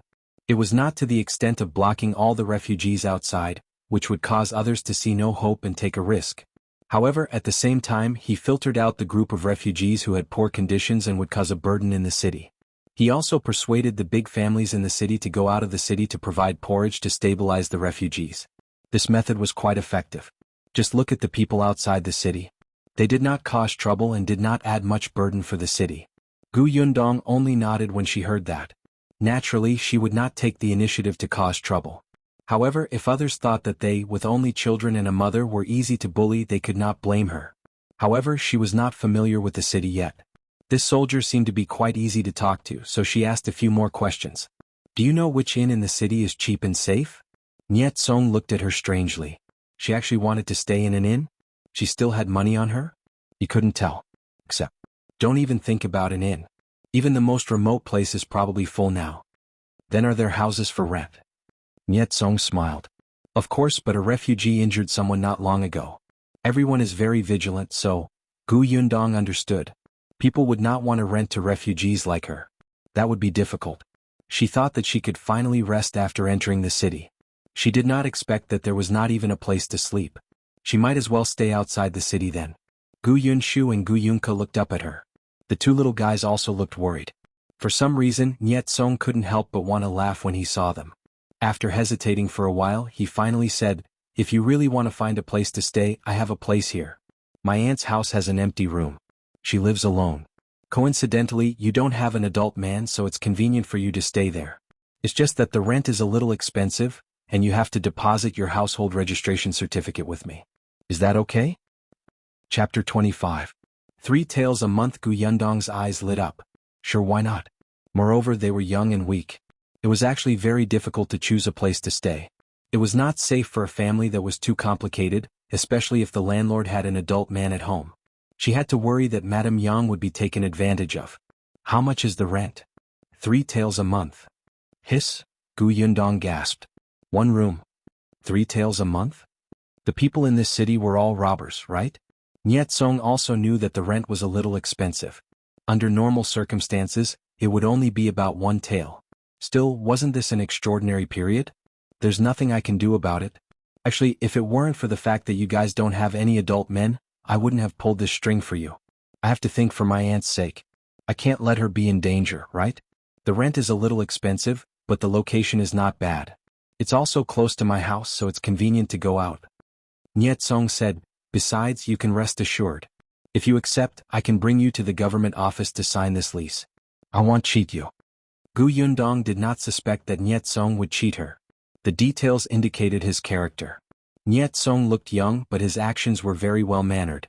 It was obvious that he had learned the rules properly since he was young. Moreover, he was wearing soldier's clothes outside, but his shoes were different from ordinary soldier's shoes. His family did not lack money. Especially when she was registering just now, she vaguely heard the registration officer call him young Master Nye. So, let's go to the government office to sign the lease. In fact, ordinary rentals did not need to go to the government office. It was not like they were transferring the ownership. This was obviously Niet Song's suggestion to reassure her. Alright, wait a moment. He'll give some instructions and he'll be right there. After Niet Song handed over his shift, he led Gu Yundong's family of 4 towards the government office. On the way he learned about Gu Yundong's background. He learned that her father had gone missing and that she was chased out by her grandfather, grandmother, uncle and aunt. He learned that she only had a little money on her and that she had helped others on the way to escape. A kind-hearted person had given the money to her and he sympathized with her for a moment. Gu Yundong also secretly found out Niet Song's background and felt much more at ease. She felt that it was necessary to befriend such a person. He would definitely be useful in the future. She couldn't spend 3 taels of silver for nothing. They walked to the entrance of the government office. Niet Song asked Gu Yundong to place the pushcart outside. Yes, Gu Yundong had dragged a pushcart all the way here. This pushcart was not cheap here. Fortunately, there was a special place outside the government office to park it, and no one dared to steal it. Only then did Gu Yundong carry Gu Yunka. Madame Yang carried Gu Yunshu and followed Niet Song in. The lease was quickly written and stamped. Niet Song led her out again to take them to his aunt's house. He had been busy with everything along the way. No matter how well-mannered he was, he could not have done all this just for her. Gu Yundong knew that Niet Song must have other motives. She was also direct. She stood at the entrance of the yamen and asked, "Young Master Nye, if there's anything you need my help with, you can just say it." Niet Song was stunned and a little embarrassed. "You can tell? If young Master Nye waits until everything is done, aren't you afraid that I won't agree?" "Haha, actually, it's not anything major." "Oh? It's just..." Before he could say anything, a noisy commotion suddenly came from not far away. Gu Yundong and the others subconsciously looked up and saw 2 constables dragging a person over. That person was also bold and kicked one of the constables over. Gu Yundong looked at him in surprise. That person happened to look over as well. Their eyes met and Gu Yundong suddenly narrowed her eyes. Chapter 26. Young man, this person gave her a sense of déjà vu. Gu Yundong frowned slightly and immediately reacted. Yes, this person was very much like herself in the apocalypse. She did not care about anything. Her eyes were indifferent, as if there was no one or thing in the world that could move her heart. She felt like she was living day by day. However, that was because the apocalypse she lived in left her with no hope. What about the man in front of her? Before she could think too much, the constable who had been kicked down had already gotten up. With a whoosh, he pulled out the sword at his waist and was about to slash at that person. The sword seemed icy cold. The little girl in Gu Yundong's arms quickly hugged her neck and buried her head in Gu Yundong's arms. Seeing this, Niet Song thought that she was afraid and immediately stopped the constable. "Stop." The constable barely stopped in time and turned around. When he saw that it was him, he hurriedly went forward and smiled obsequiously. "Young Master Nye, it's you. What are you doing? Why are you fighting and killing at the entrance of the government office? How unseemly is that?" The constable immediately explained indignantly. "Sigh, young Master Nye, it's not that I want to attack him. It's just that this person has committed a heinous crime and still resisted arrest. Look, he actually dared to kick me just now." "What did he do?" "Someone came to report that this person is the leader of the refugees in Qingan Prefecture. We brought him back for interrogation." Niet Song was stunned. There was a riot in Qingan Prefecture, and Commander Zhao had led his troops to support the suppression. It was said that the leader who had broken into the local government office and killed the prefectural governor had not been caught. It was very likely that he had fled to the nearby prefecture city. Recently, their Xuanhe prefecture had also been heavily guarded. They patrolled day and night, afraid that this person would cause trouble here. However, according to his understanding, the leader was a middle-aged man in his 30s or 40s, and the person in front of him looked to be a youth who was not even 20 years old. As expected, the young man denied it expressionlessly. "I'm not him." The constable chuckled. "You're not him? Look at the portrait on this warrant. This is you." He held a piece of paper with a portrait of a person on it. He stretched it out and almost hit the young man's face. Niet Song also took it and looked at it. He could not help but sigh secretly. Gu Yundong glanced at it and the corners of her mouth twitched. Weren't the character drawings of this era too abstract? It would be strange if they could catch the criminal with such an arrest warrant. However, even if this person was that realistic, he was still miles away from the young man in front of him. These 2 constables were obviously lying through their teeth and making things difficult for the youth. Gu Yundong knew that many constables nowadays relied on extortion to survive, but it was also very chilling to be so blatant about it. Niet Song frowned as well. He glanced at the young man and threw the wanted order at the constable's face. How is it similar? Hurry up and let him go. If we arrest people randomly like you, won't we let the real murderer off? The constable was a little unhappy. But we received a report. Do you believe anyone who comes to report the case? I think the person who should be arrested the most is the person who reported the case. He even dares to lie through his teeth with a wanted order. It's a waste of time to come to the government office to report a case like this. He's simply detestable.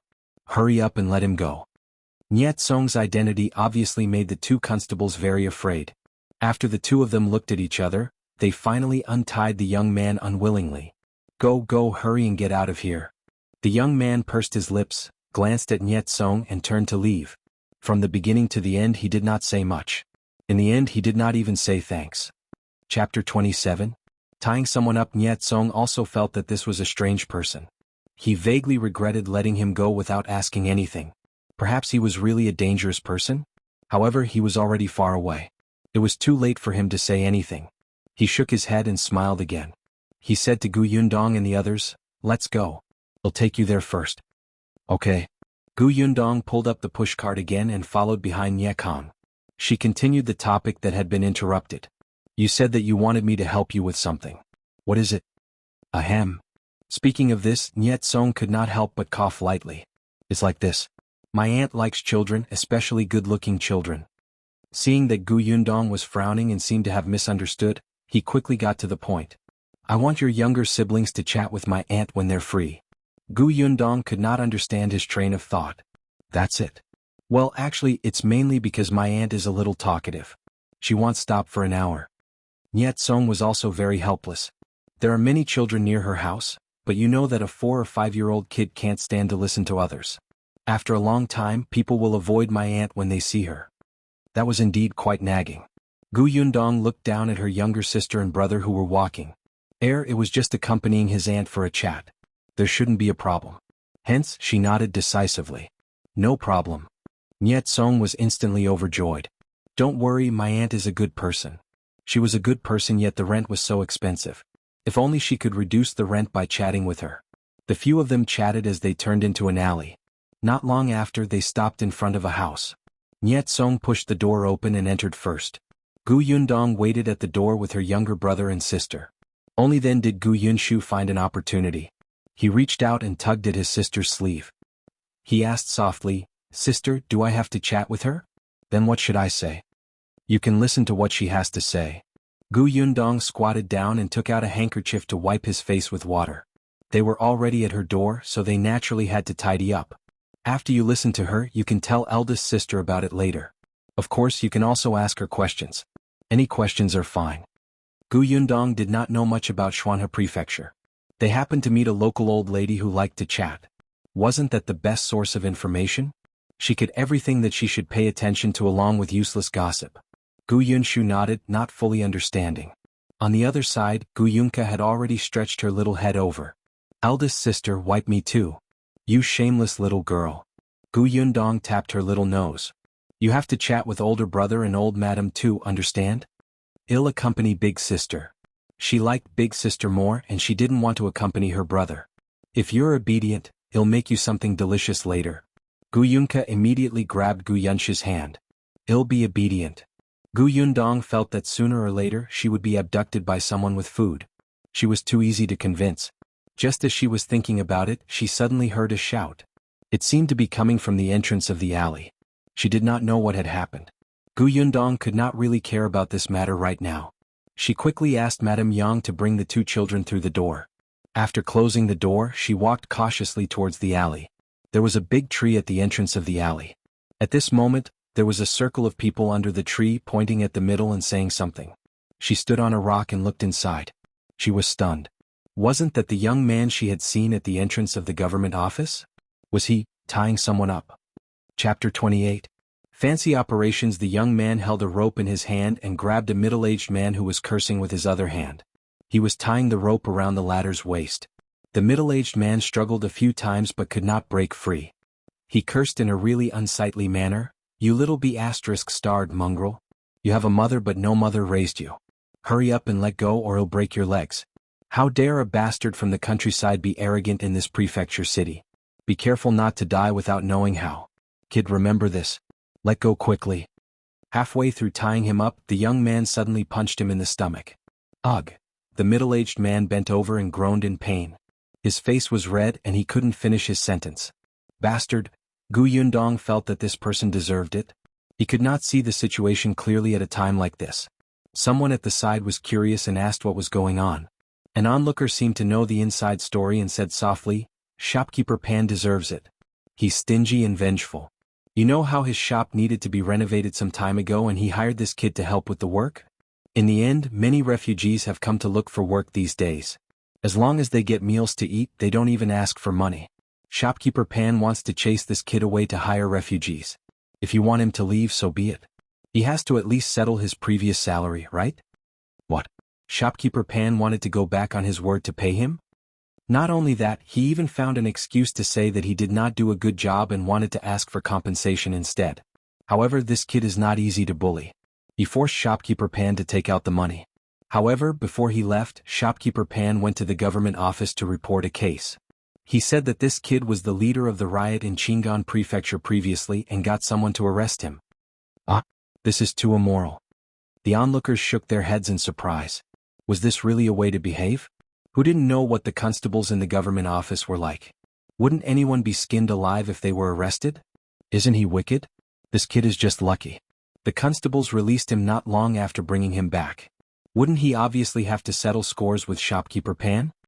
As soon as he finished speaking, the young man had already tied Shopkeeper Pan up. The rope was suddenly thrown around the tree trunk above his head and pressed down. Ah! Shopkeeper Pan screamed like a pig being slaughtered. He was already hanging in midair and swaying left and right. There was a hard limestone slab below. If the rope broke and he fell, how could his old arms and legs withstand it? He finally began to beg for mercy. "Ching boy, I was wrong. Put me down quickly. I'm dizzy. If you want money, I'll give it to you. How about 10 copper coins? I'll give it to you if you put me down." Pfft. Someone laughed and looked at Shopkeeper Pan gloatingly. How generous. 10 copper coins. You sent him to the government office. Shopkeeper Pan's face was ashen, but he could not see who was speaking from his position. The young man ignored him. He watched as Shopkeeper Pan was hung 2 meters high before stopping. Then he wrapped the rope around the tree trunk twice and tied it tightly before finally clapping his hands, as if he admired his masterpiece. The onlookers pointed at him even more. It was probably because Shopkeeper Pan was not popular usually, but no one went forward to help put him down, nor did anyone plead for leniency. Shopkeeper Pan felt that he had lost all his face today. Wait and see. If he didn't break the youth's legs when he came down, his surname wouldn't be Pan. However, he soon realized that he did not have such an opportunity. Chapter 29. Going to earn money. Shopkeeper Pan was sinisterly thinking of ways to deal with him when 2 constables walked over. They were the 2 who had captured the youth earlier. When they saw the young man standing under the tree, one of them was instantly angry. Great, enemies really met on a narrow road. He hadn't returned the kick from before. Since young Master Nye wasn't around, let's see who still dared to speak up for him. The constable went forward to look for trouble, but was stopped by the other. The latter pointed at Gu Yundong, who was standing not far away, and shook his head slightly. The constable quickly recognized this person as the person who had been with young Master Nye earlier. If she was here, young Master Nye might be nearby. In the end, he endured it and did not look at the youth again. On the other hand, the young man noticed their actions and happened to see Gu Yundong. His gaze was cold and he still had a very indifferent attitude. Only then did the 2 constables look at Shopkeeper Pan, who was hanging in the air. Seeing his fat and short figure flapping in the air like a tortoise that had flipped over, they were instantly amused. "You're Pan Fu." Pan Fu raised his head slightly and was overjoyed to see the clothes they were wearing. He hurriedly said, Sir Constable, save me. Save me quickly. He wants to kill me too. Are you Pan Fu? The constable interrupted impatiently. Pan Fu was stunned for a moment before nodding. Yes. I'm Pan Fu. You're the one who went to the government office to report a fake case and delayed us from catching the real criminal? Do you know how serious the consequences of your actions are? You're really bold. What kind of place do you think the magistrate's office is? Who do you think we are? Do you think you can use your position to take revenge and spout nonsense? Pan Fu was so frightened that his face instantly turned pale. His body trembled twice as he hurriedly said, No, I didn't. Constables, I really didn't report a fake case. Wang Da is my cousin in the government office. He can prove that what I said is the truth. What cousin? Didn't you report a fake case? Come with us to the government office. What Wang Da? A miscellaneous worker in the government office dared to be someone's backer? The constable sneered and went forward to cut the rope. Pan Fu fell onto the limestone slab with a bang, his face contorting in pain. But before he could recover, the two constables had already grabbed his arms and dragged him away. The onlookers did not dare to speak at this moment. Only when they were gone did they discuss softly. Shopkeeper Pan is finished. Serves him right. He knew that if that young man was convicted, the outcome would not be good, but he was still so vicious as to frame someone. Gu Yundong reflexively turned to look at the youth and saw that he had already passed through the crowd and disappeared. The crowd gradually dispersed. Gu Yundong turned around and saw Niet Song looking for her. What happened here? Gu Yundong recounted the situation just now. Niet Song raised his eyebrows in surprise. That kid is definitely the type to take revenge. He's just too rash. If those two constables don't take Pan Fu away, Pan Fu will definitely not let him off. He shook his head and did not continue the topic. He immediately told Gu Yundong about his aunt's situation. My aunt has already agreed to rent to you for a month if you pay 3 taels of silver first. You can stay in the West Wing for now. You have to settle your meals yourself. You can use the things in the room but you can't damage them. Gu Yundong nodded. After paying 3 taels of silver, she only had 2 taels left. I'm so poor. I have to earn money quickly. However, there were so many refugees in the city now. There were too many monks and too little porridge. How could she earn money? Suddenly, she looked at Niet Song beside her, and a glint flashed across her eyes. Chapter 30. Help. Niet Song felt his scalp tingle under her gaze. He felt like he was being targeted. Sure enough, Gu Yundong stood still and asked him, Are you very eager to catch the criminal who led the rebellion in Qingan Prefecture? Of course.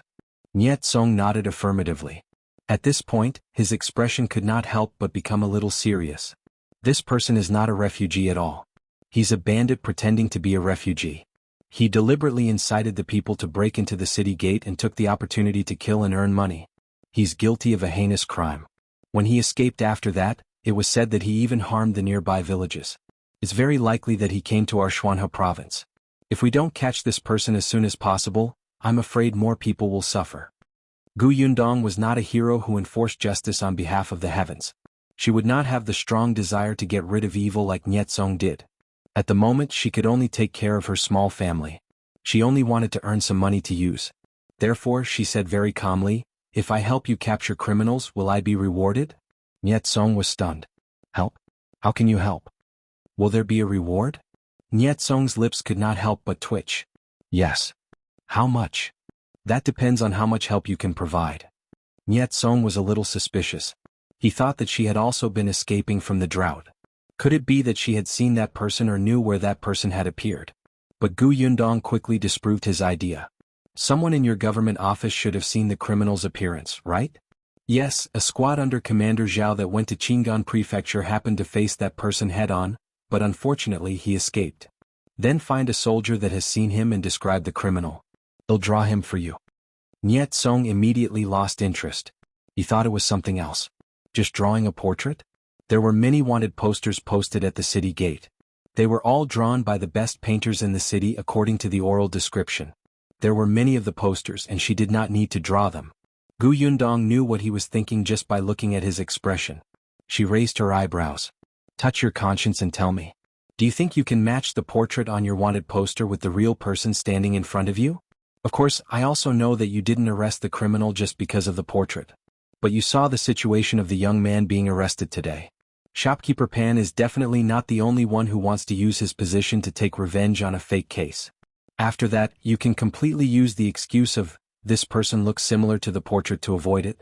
Isn't this causing trouble for you and wasting time and energy? Believe me, I can save you half the effort. Niet Song felt that what she said was wrong. Ordinary people were afraid of entering the government office.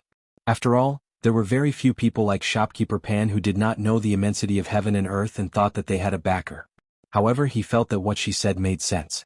Although it was rare, wasn't there still some cases? After some thought, Niet Song saw how confident she was and said conservatively, If you want to try, then try.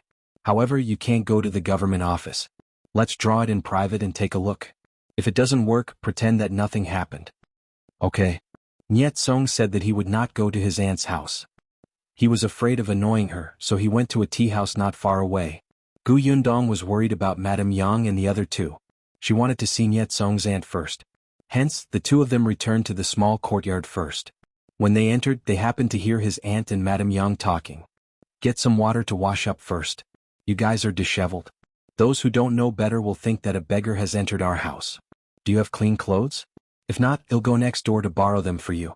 However, I have to tell you guys that you can't ruin the clothes or you'll have to pay. Oh my, these two little darlings. Chapter 31. What does he look like? Gu Yundong began to believe Niet Song's words. This aunt was indeed quite talkative. Niet Song's aunt's surname was Ko. Her husband was a childhood sweetheart who grew up with her. Unfortunately, he passed away from illness less than a year after they got married. Aunt Ko had no children and did not marry anyone else. She just guarded their old house and lived her own life.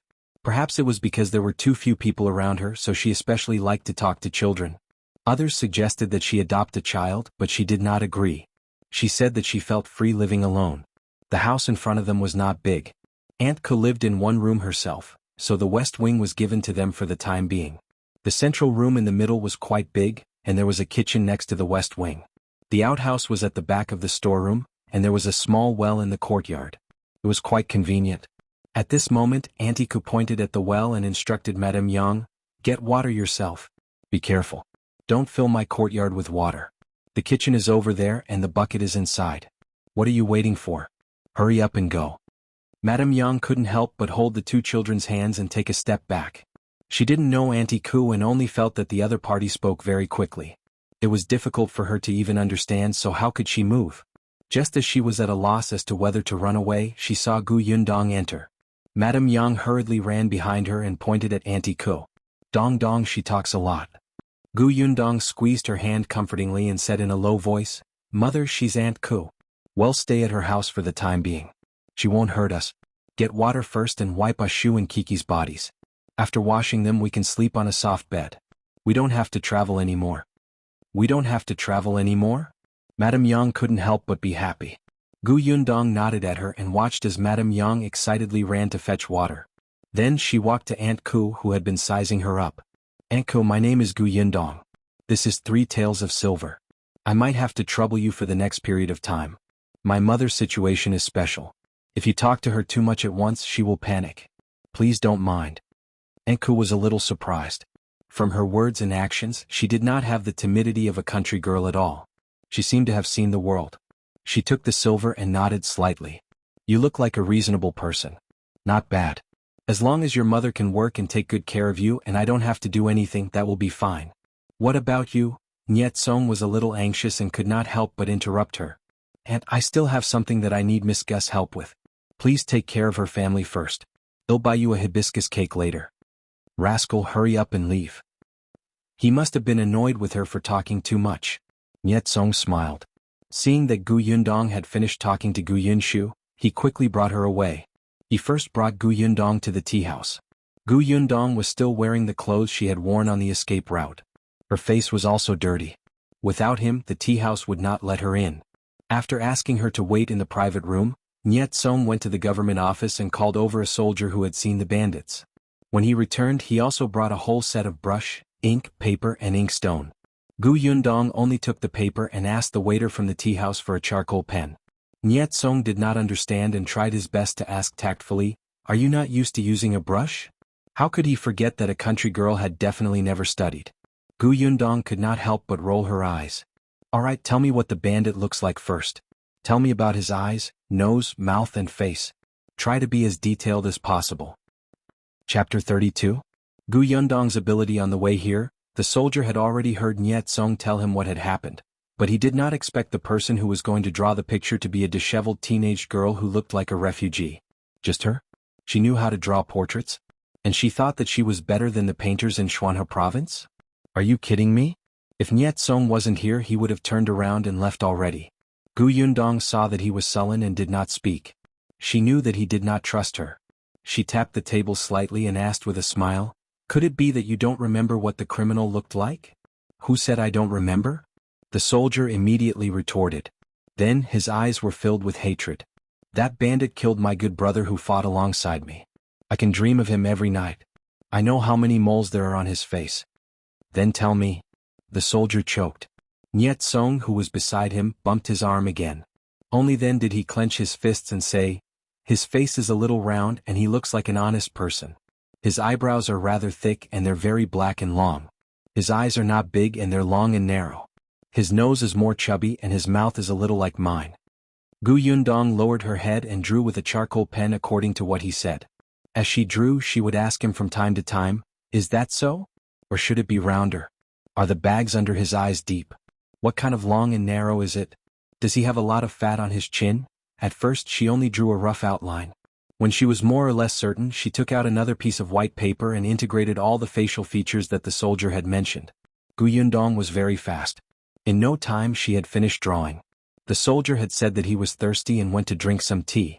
When he came back and looked, he spat out a mouthful of tea. "Ah, be careful." Gu Yundong hurriedly moved the paper away and glared at him fiercely. The soldier hurriedly wiped his mouth and eagerly picked up the piece of paper. His eyes widened. Niet Song had taken a few steps back when he dodged the tea the soldier spat out. At this moment, he looked up at his shocked expression and could not help but ask curiously, "What's wrong?" The soldier muttered in disbelief, "Similar, too similar. They're simply too similar." "Is it really that similar? Wasn't that too exaggerated?" Niet Song shook his head and walked around the table to look from behind him. He was stunned on the spot. The soldier said in disbelief, It's like it's carved out of his face. There's actually such a drawing method." Niet Song shook his head in surprise. He carefully took it from the soldier's hand and looked at it again and again. He could not help but click his tongue in wonder. Those painters' drawings were also very good, but Niet Song was not a master of calligraphy and painting. He did not know much about the topic and could not appreciate them. He only knew that the artistic conception was quite beautiful, and the characters were also very beautiful. However, there was still a gap between them and real people. At least, it was not very useful for using those to solve cases. But now, this character drawing seemed to have come alive. And this was only drawn with a charcoal pencil. When he looked up at Gu Yundong again, Niet Song's gaze changed. Was this Miss Gu really just a country bumpkin who did not know anything? Who taught you how to draw? Gu Yundong also took a sip of water and shrugged. Someone I don't know. He didn't tell me his name. Chapter 33? Gu Yundong's past Niet Song was a little disappointed, but then he felt that it was normal. There were many strange people in this world, especially those with true ability. For example, there was a famous Go player in their prefecture city who was a very strange person. Gu Yundong did not know that he had already found an excuse for her. She rubbed her sore wrist. She had not drawn for a long time and was a little rusty. Fortunately, she slowly found the feeling again. Gu Yundong was an orphan in her previous life. She did not have a good life in the orphanage. When she was 5 years old, she had been adopted. However, half a year later, the couple who adopted her met with a car accident and passed away. She was sent back to the orphanage. Someone unknown said that she was a jinx, and that she had jinxed the couple to death. Because of this rumor, she had no friends at the orphanage at all. The director also didn't like her. The orphanage's resources were limited. In order to eat and wear warm clothes, the children in the orphanage actually fought openly and secretly. Gu Yundong was the one who was often bullied, but every time there was any conflict, the director would punish her. Gu Yundong had known since she was 5 years old that she had to support herself and could not be weak. She didn't have much feelings for the orphanage, but she worked hard and got into university herself. She worked part-time and studied to help herself find a job after graduating from university. At that time, the major she was most interested in was art. However, it took money and time to learn art. However, she lacked both and could only give up. Sometimes, when she couldn't help but feel tempted, she would go to the art academy to freeload some classes. She was very talented in this aspect and learned intermittently, and her drawing was very stunning. Even the teacher could not help but feel that it was a pity about her character drawing talent. He even applied for a scholarship for her to study this, but Gu Yundong rejected this. For people who had no guarantees in the future, hobbies were sometimes very extravagant. However, he did not expect that what he had learned back then would be useful here. She rubbed her wrist for a while and asked Niet Song and Xiao Bing, who were still holding the piece of drawing paper and discussing while praising her, "So, is this okay?" The two of them nodded hurriedly. Yes, of course. It's too good." Niet Song went to get another piece of paper. The smile on his face was much more eager. "Let's draw 2 more. Only 2 more. No more than that." She was beginning to miss the copy machine. With the first drawing, the second and third drawings were much faster. Not long after, Niet Song gathered the 3 portraits and was about to leave. Quick, go back to the government office and get someone to arrest him with these. Someone must have seen him before. He was about to leave when Gu Yundong hurriedly grabbed him back. Wait a moment. What is it? You have to help me keep the origin of this drawing a secret. I don't want to be targeted by that vicious bandit. I still have my family to protect. Niet Song paused and his expression turned serious. Don't worry. It's not just you. We also keep the painters who drew the wanted posters a secret. They'll only tell the provincial governor about you. No one else will know. The soldier standing beside him also nodded seriously. Miss, don't worry. To be honest, he still could not see what this girl looked like. She was too disheveled. Only then did Gu Yundong let go. Niet Song quickly rolled up the drawings and left in a hurry with the soldier. As soon as they left, Gu Yundong also prepared to leave. However, as soon as she turned around, her eyes widened and she knocked on the table fiercely. We hadn't agreed on the amount of silver for my compensation. Chapter 34. Finally, Clean Gu Yundong was a little annoyed, but she could not catch up with him now that he had left. Fortunately, she was staying at his Aunt Kes' house now, so she could meet him eventually. She was not afraid that he would go back on his word. Gu Yundong shook her head regretfully and left the tea house. It was already a little late. The people on the street had started to pack up their stalls and go home. When they saw the dirty Gu Yundong, they covered their noses in disdain and stayed far away. Gu Yundong originally wanted to take a look at the environment of the prefecture capital. Seeing this, she hurriedly quickened her pace. She did not feel it just earlier, but now she suddenly felt a little itchy and very uncomfortable. When she reached Aunt Kes' house, she could vaguely hear voices coming from inside. Pushing open the courtyard door, she saw Gu Yunshu and his sister sitting on small stools. They obediently raised their heads and listened to Auntie Ko. Madame Yang squatted beside the well and washed the clothes. There was only one set of clothes that they could change into. It was also very difficult to find a pond for them to wash and dry clothes on the way, so both sets of clothes were dirty and not easy to wear. Currently, Gu Yunshu and his sister's clothes should have been borrowed by Aunt Ku from next door.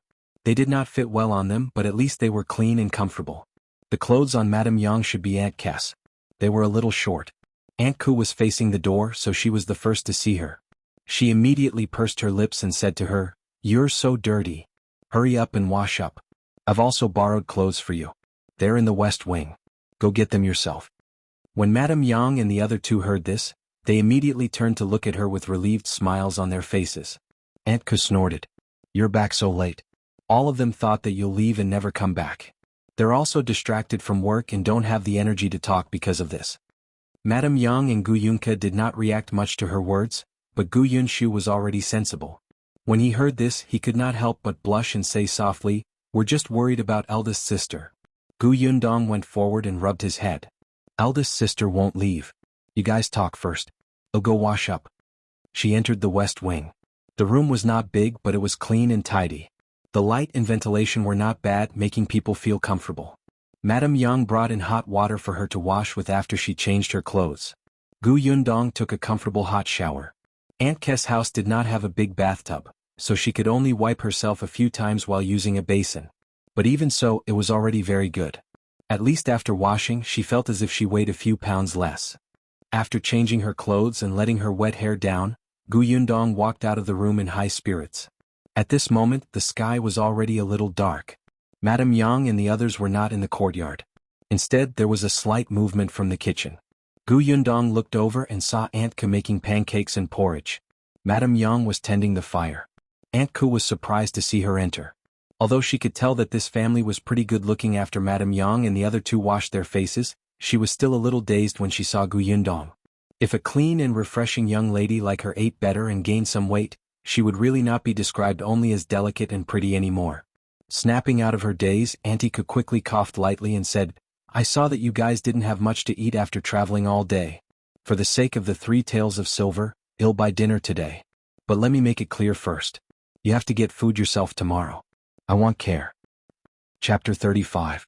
I'll cook meat for you. Aunt Kes' culinary skills were not bad.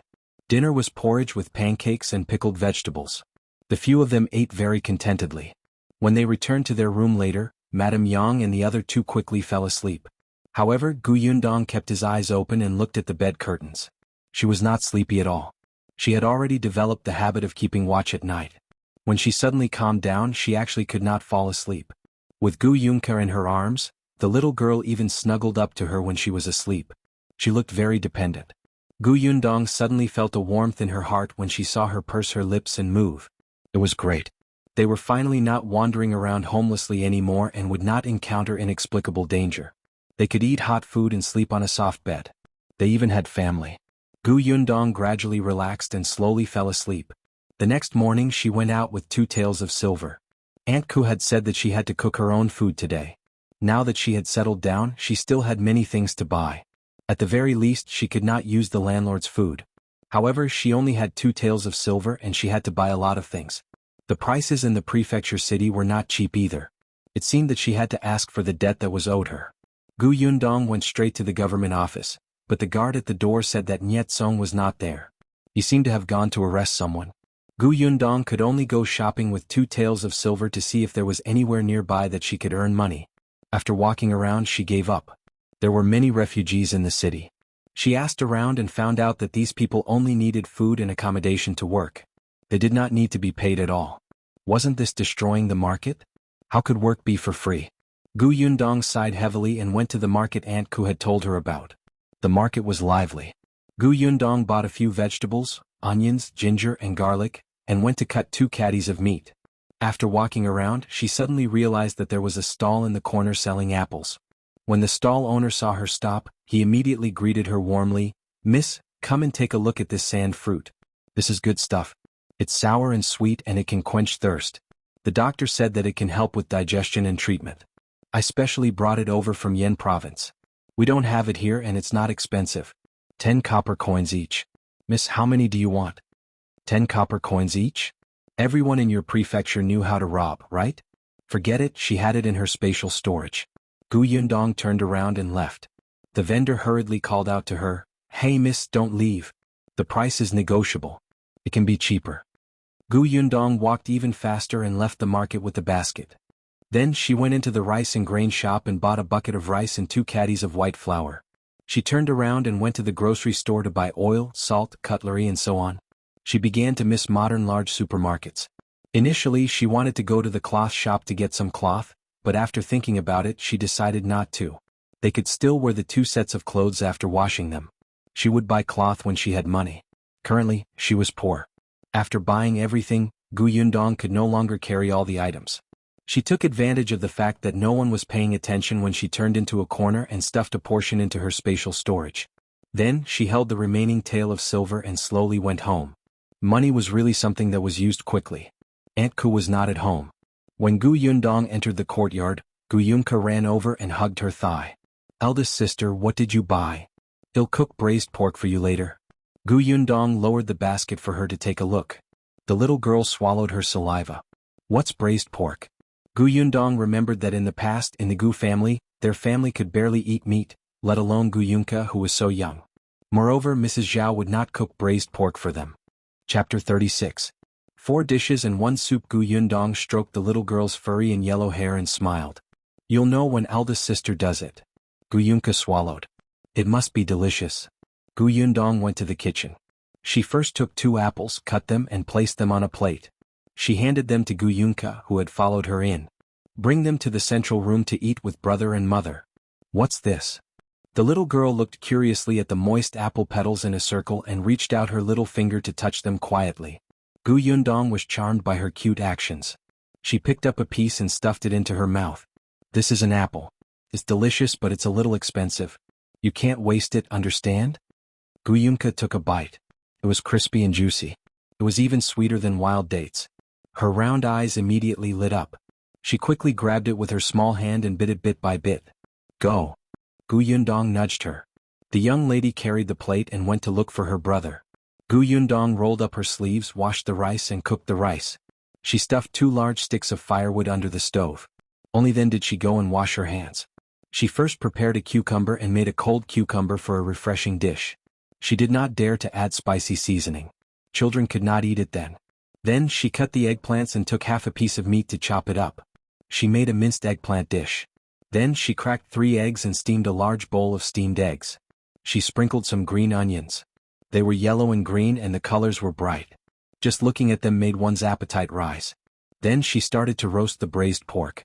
She had bought streaky pork that cost 25 copper coins a catty. The meat in the prefecture capital was also especially expensive. Gu Yundong knew how to cook since she was young. When she was alone, she would reward herself from time to time. Although her culinary skills were not as good as a chef in big restaurants, they were not bad. Therefore, when Auntie Ku entered the door, she smelled a rich fragrance. It was so fragrant that she subconsciously swallowed her saliva. She followed the smell to the kitchen and saw the busy Gu Yundong. Then, she saw a few dishes on the dining table beside her and could not move her feet. Gu Yundong turned around and saw her. She wiped her hands and said, "Aunt Ku, you're back. Rest for a while. I'll cook some soup and we can eat." Auntie Ku tried her best to look away and said with a straight face, "It's still early. Take your time to cook it. I'll just eat some noodles alone. I'll be quick." Gu Yundong smiled. "You're treating me like an outsider. You spent so much effort to make dinner for our family of 4 yesterday. How can I let you eat noodles alone? Let's eat together later. I counted you in when I cooked. If you don't eat, it will be a waste." Auntie Ku looked at her twice and walked away with her hands behind her back. As she walked, she muttered, "What's there to waste? If we can't finish it for lunch, can't we still eat it tonight? You're a young lady. You don't even know how to speak." She went to her room. Gu Yundong could not react in time. Was this a yes? Or a no? Forget it, she didn't care anymore. She turned around and cooked the last dish, winter melon tofu soup. When the soup was served and placed properly, she saw 3 heads lying at the kitchen door, twitching their noses and sniffing desperately. Gu Yundong suppressed her laughter and asked Gu Yunshu to call Auntie Ku. They could eat now. Gu Yunshu quickly turned around. He had just taken 2 steps when Aunt Ku arrived. She walked up to Gu Yundong and said with a serious expression, "Give me your hand. This is for you." Chapter 37. 2 pieces of news. Gu Yundong looked up in surprise when she saw the tail of silver. Aunt Ku said unnaturally, "I won't eat your food for nothing. Treat the tail of silver as food money. Anyway, you have to cook for a few people. You can also cook mine to save yourself the trouble. 1 tail of silver is enough, right? It's enough. Come with me to buy groceries another day. I know which store's food is cheap and fresh." Gu Yundong put away the silver and immediately nodded. No problem. The 1 tael of silver that she had spent today was finally back. Her heart did not ache so much anymore. Gu Yundong happily placed the bowls on the table. The 2 little ones and Madame Yang looked at the dishes on the table impatiently. Big sister was so amazing. They had never smelled such a fragrance before. Gu Yunka took a bite of the steamed egg. Her face seemed to be glowing as if she was intoxicated. "It's smooth and delicious." Gu Yundong looked at her and felt a little sad. The young lady had never eaten steamed eggs. Madame Zhao was very stingy with their family. If there was good food, it was given to the 2nd and 3rd uncles' families. If they dared to crave it, she would slap them mercilessly.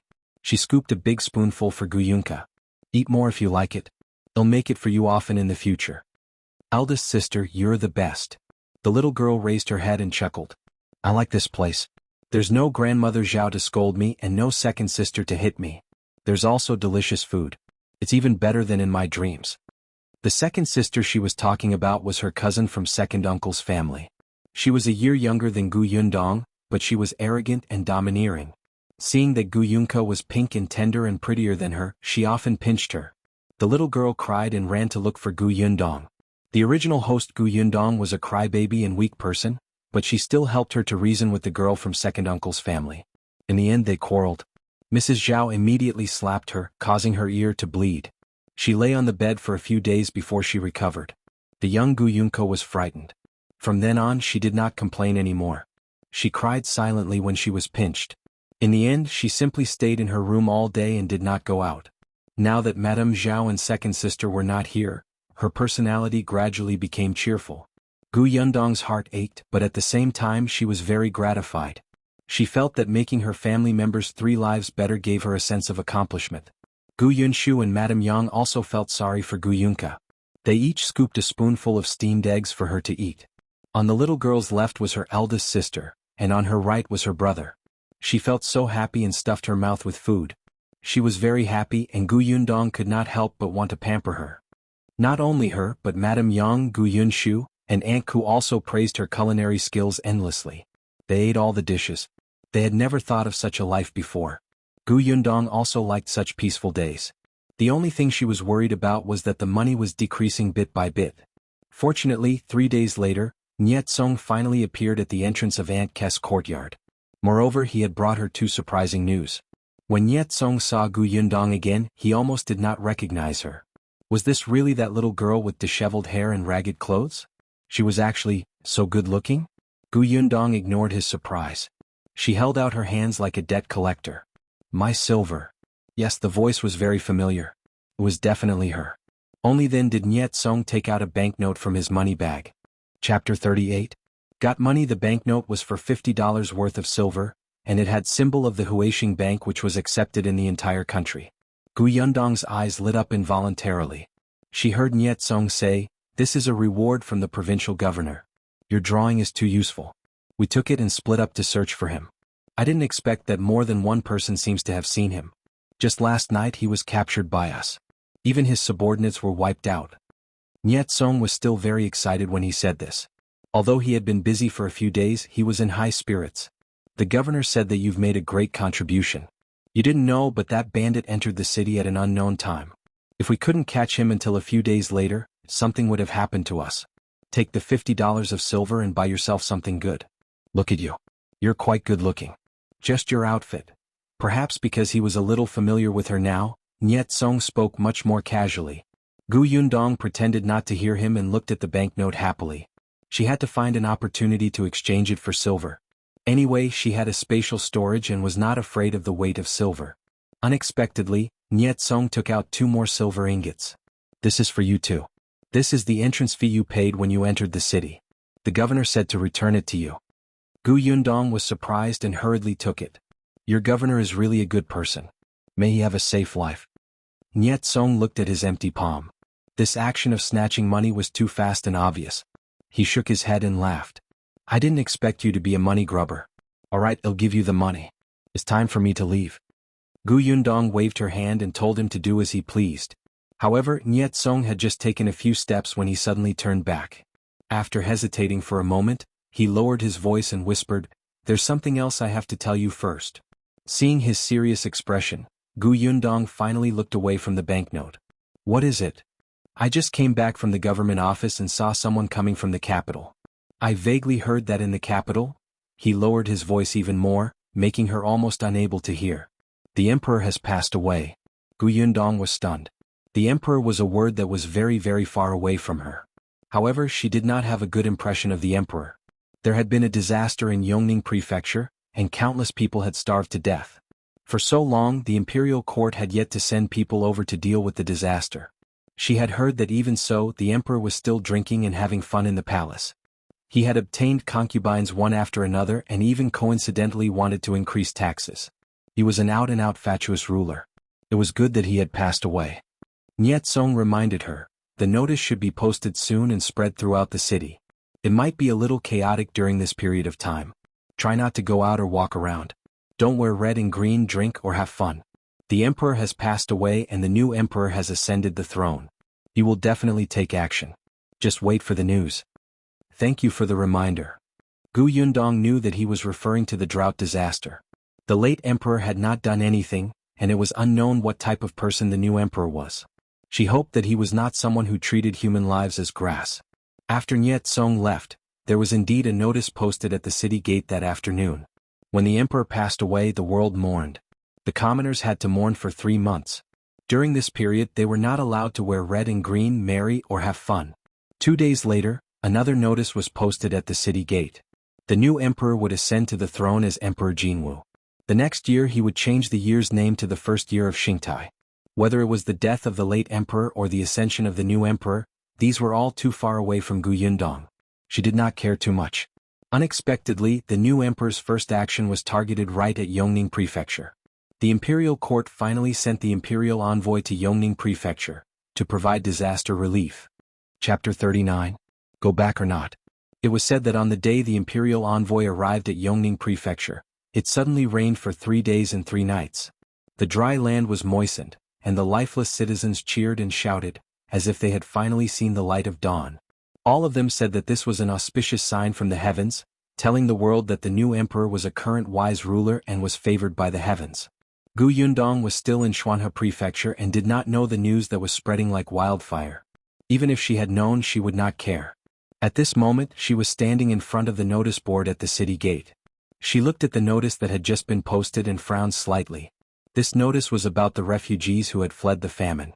Yongning Prefecture already had food and silver for disaster relief. The chaos had calmed down and order was slowly recovering. Naturally, the refugees were going to go back. For anyone who returned, the government would give a certain amount of travel fees and exempt them from conscription for 3 years. Of course, it was fine if they did not go back. The refugees would be resettled on the SPO and registered by the government offices. This kind of condition did not allow them to be exempted for 3 years, and they would not be able to receive money. Moreover, the place to settle down depended on your luck. Basically, it would not be in a prosperous town or even a slightly better village. The fields would not be distributed either. At most, you would be given 2 acres of wasteland to cultivate on your own. Most people would choose to go back. The idea of returning to their roots was deeply ingrained in everyone's minds. They would receive money and they could be exempted from conscription for 3 years. When they returned to their hometown, they would still have familiar relatives and friends. Furthermore, many people in towns had properties and houses in Yongning Prefecture. It would be too great a loss to give up just like that. However, these were not very tempting to Gu Yundong. After reading the notice, she carried the basket back to Aunt Kes' house. Auntie Ku sat in the courtyard and was making shoes for the 2 children with a needle and thread. Only recently did she realize that this girl with good culinary skills actually didn't know how to make clothes and shoes. Madame Yang did know how to make clothes and shoes, but they didn't look good. Aunt Ku doted on the 2 children and asked Gu Yundong to buy scraps of cloth to sew herself. As she worked, she chatted. There were 3 small stools in front of her. The 2 children and the tall Madame Yang sat there obediently and listened. Hearing the door open, Auntie Ku looked up at her. "Why are you back so late today?" "There's a new notice posted at the city gate. I want to take a look." "What did the higher-ups say?" Gu Yundong closed the courtyard door and placed the vegetable basket on the stone mill at the side. Only then did she explain the contents of the notice. Aunt Kes' hand paused for a moment before she continued sewing as if nothing had happened. Madame Yang and Gu Yunke were still in a daze and could not understand, but Gu Yunshu understood. He immediately hugged her waist happily. "Can we go home? Will we have food to eat at home?" Gu Yundong lowered her head to look at the little guy's sparkling eyes and asked, "Do you want to go back?" Gu Yunshu was stunned. He blinked in confusion. "Doesn't eldest sister want to go home?" They didn't go back, where else could they go? This was Auntie Kes' house, not their house. People couldn't live in another person's house for the rest of their lives, and the rent was so expensive. Gu Yundong patted his head. "If go back to that house, we'll have our grandparents, second uncle and third uncle's family. We might have to serve them forever and never be able to eat the food we ate 2 days ago again." Gu Yunshu suddenly thought of the past and his expression changed. Aunt Ku cast a sidelong glance at Gu Yundong. She was trying to scare a child. How shameless. Gu Yundong pretended not to see it and continued to bewitch him. "Besides, do you still remember why we couldn't split off from the family?" Chapter 40. Father Gu studied before. Why couldn't they split off from the Gu family? Because the family leader refuses. Gu Yunshu lowered his head. When he mentioned the family leader, his eyes were red with hatred. The current patriarch of the Gu family had a personal feud with Father Gu, Gu Dajiang. Therefore, he had to suppress them in everything. When Gu Dajiang was 6 years old, he was chosen by the only old scholar in the village. He said that Gu Dajiang had the talent to study. As long as he was nurtured well, his future would be limitless. Old Gu was a little tempted, but Mrs. Zhao refused. If Gu Dajiang became successful, wouldn't her son be suppressed? In the future, she would have to live according to his wishes. She kept making a fuss, saying that her family was poor and did not have the money to pay tuition and buy pens and paper. Moreover, Gu Dajiang had to help her family work and was not free to study. Old Gu quickly compromised. Later, the old patriarch, who was in his 80s, came forward and reprimanded the 2 of them. "It would bring so much honor to our ancestors to have a promising scholar in the family. Our ancestors are watching from the sky. How can we let a woman ruin that? In the future, when he takes the examination and become an official, he can even bless the descendants of the Gu family. Just think about how glorious the Gu family will be from then on."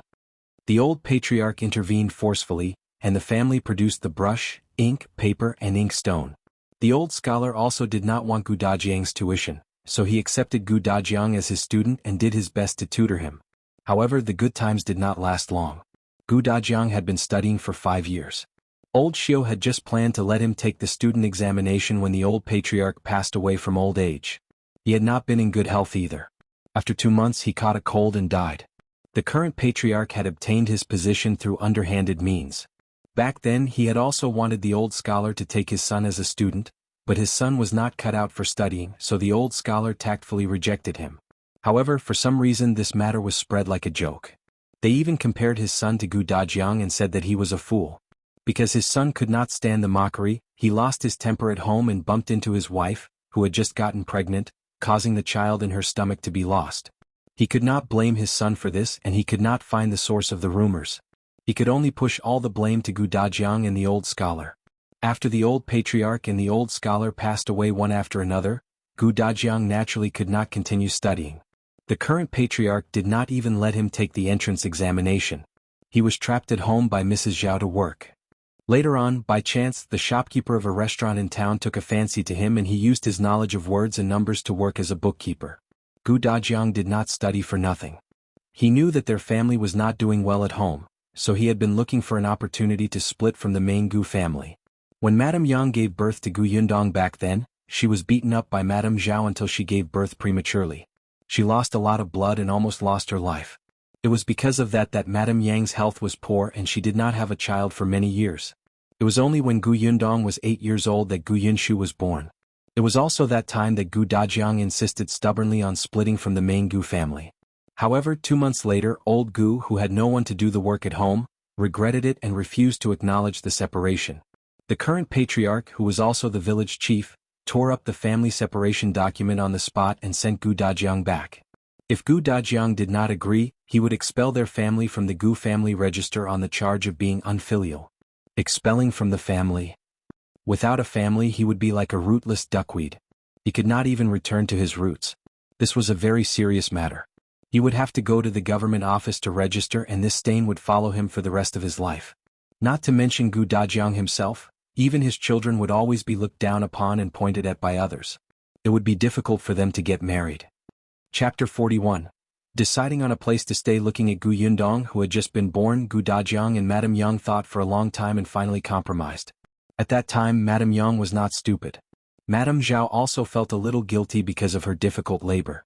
Moreover, the doctor said that she might not be able to give birth in the future, so Gu Dajiang flew into a rage and split up the family estates. This was the first time old Gu and Madame Zhao had seen Gu Dajiang so angry. They were a little frightened. They were afraid that he would be forced into a corner and die with everyone.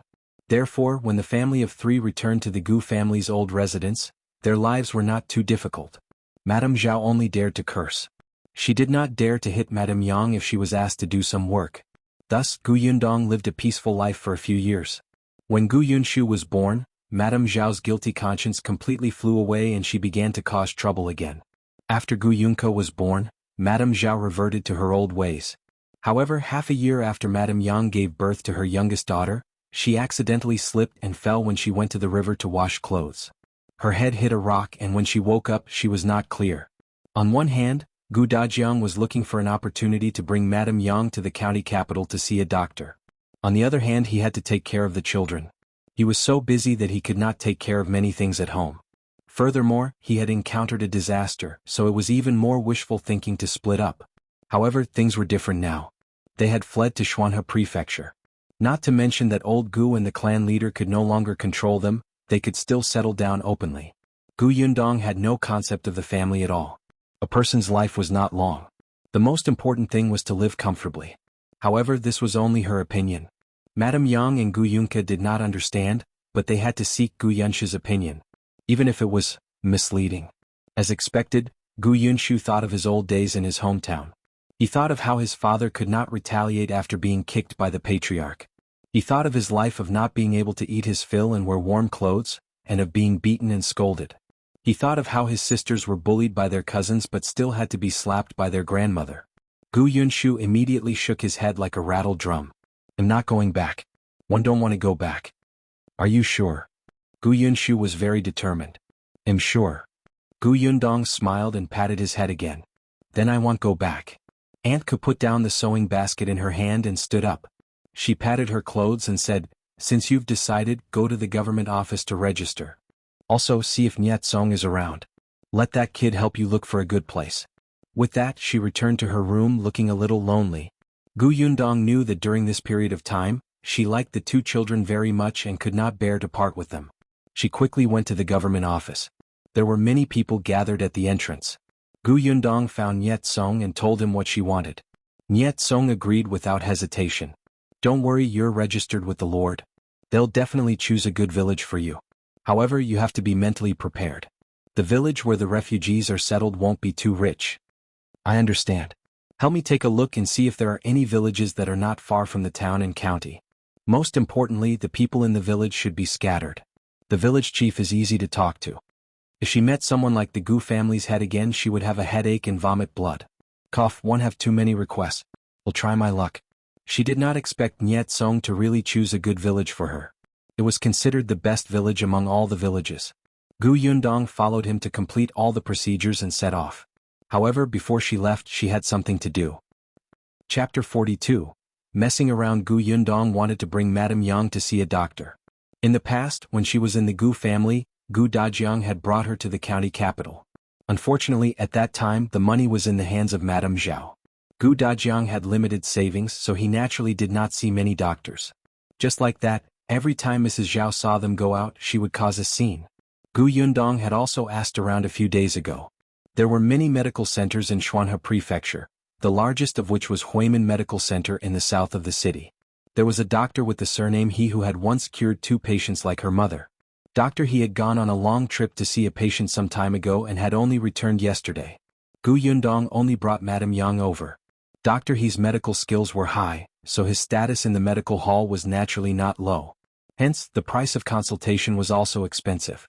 When Gu Yundong went over, there were still 3 patients in front of her. She waited for nearly an hour before it was her turn. Madame Yang was a little nervous. She grabbed Gu Yundong's hand tightly. Dong Dong, mother, let the doctor examine your pulse first. Don't worry, it's fine. I'm here. Dr. He, on the other hand, had a benevolent look on his face. He asked a few questions before extending his hand. He closed his eyes slightly and carefully checked her pulse. However, the more time passed, the more he frowned.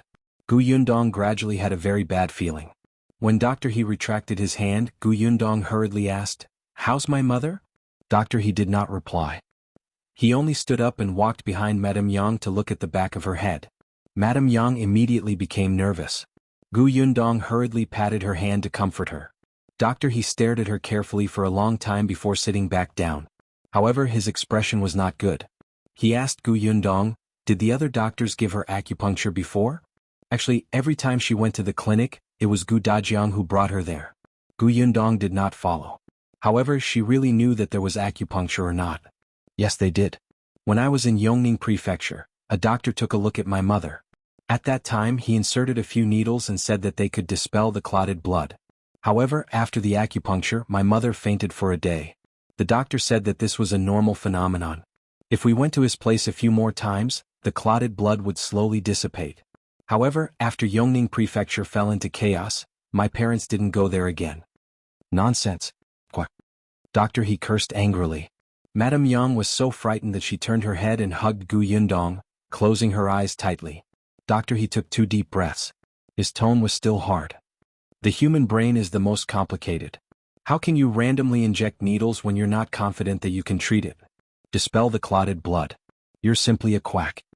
Gu Yundong's expression turned solemn. Doctor, he means that my mother, sigh, if it was before, one was still confident that one could cure her. Now that she has been treated by that quack, I'm only 30% confident. If there's an accident, it might backfire and I won't even be able to save her life. Doctor, he waved his hand. It's better to maintain the current situation. At least she's alive. Is there no other way? Doctor, he shook his head and paused for a moment. As if he had thought of something, he said, "There's someone who might be able to treat her." Gu Yundong's eyes lit up. Who? Imperial Physician Song. He came from the Imperial Hospital. I've been taught by him many times before.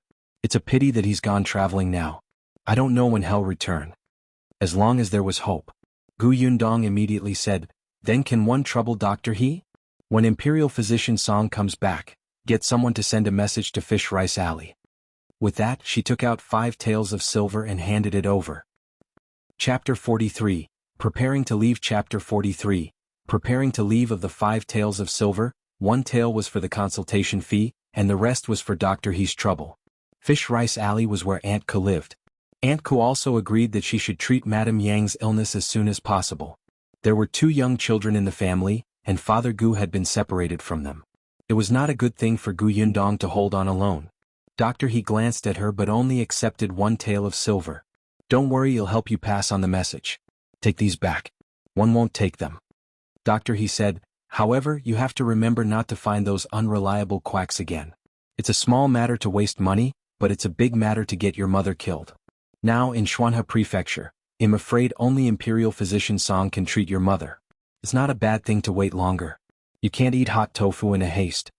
Gu Yundong smiled sincerely. Thank you, Dr. He. 111 Remember it. Dr. He reminded her about the things she had to pay attention to and prescribed a warm and nourishing prescription for her. Madame Yang's body was indeed not very good. Not to mention eating her fill and wearing warm clothes all these years, even the illness of pregnancy that she had not recovered from after giving birth back then needed to be treated. Gu Yundong brought Madame Yang back to Aunt Kes' house and told her about the situation. The latter nodded to show that she understood. Don't worry. When I hear from Imperial Physician Song, he'll get someone to send you a message. Thus, Gu Yundong packed her things the next day and prepared to go to the village where they had settled down. Before she left, she cooked a feast. Niet Song also came over to eat. This was the first time he had eaten Gu Yundong's cooking. He immediately regretted it. If I had known that your cooking was so delicious, I would have come earlier. Aunt Ke gave him a sidelong glance. Shouldn't you do something to repay her for the meal? Niet Song was stunned. Do what? He had already done everything he could to help. Now that she was about to leave, was he supposed to send her there personally? That wasn't good, right? Not to mention that men and women shouldn't touch each other, he didn't have the time. There had been so many things going on recently. Aunt Ko was a little helpless about her nephew's stubbornness. No wonder her father wanted to send him to the government office to train. She slapped Niet Song hard. She and her family are young and weak. They don't have anyone to back them up. They're going to unfamiliar places tomorrow. What if they're bullied? Are we going to let her come all the way to the prefectural city to ask for help? Niet Song suddenly came to a realization. He swallowed the chicken in his mouth and stood up. Wait, he'll be back in a while. Gu Yundong laughed and looked at Aunt Ko. Actually, young Master Nye has helped me enough. No matter where one go, I still have to rely on myself in the end. Hypocrite. Why didn't you stop Niet Song before he left? One know what kind of person you are. Don't say such meaningless words in front of me. Gu Yundong laughed. Thank you, Aunt. In fact, you've helped Niet Song a lot. You don't know how much he benefited from the last time he led the way to capture the bandit leader. Needless to say, the government office, Niet Song's father had a whole new level of respect for him and relied on him a lot. Niet Song returned quickly and handed her a letter. Your village belongs to Fengkai County. I don't know anyone there, but Constable Jiang from our government office has a good relationship with Constable Li from the county office over there. If you need help with some small matters later, look for him. This is a letter from Constable Jiang. Without waiting for Gu Yundong's reaction, he said mysteriously, 111 give you something good. You have to keep it well. Chapter 44. Departure. Niet Song took out a copper coin. There was a hole in the copper coin so it could not be used. Was this a good thing? Gu Yundong examined the copper coin for a long time but could not figure it out. Her puzzled gaze landed on Nye Kong. All right, stop keeping us in suspense. Aunt Ke glared at him.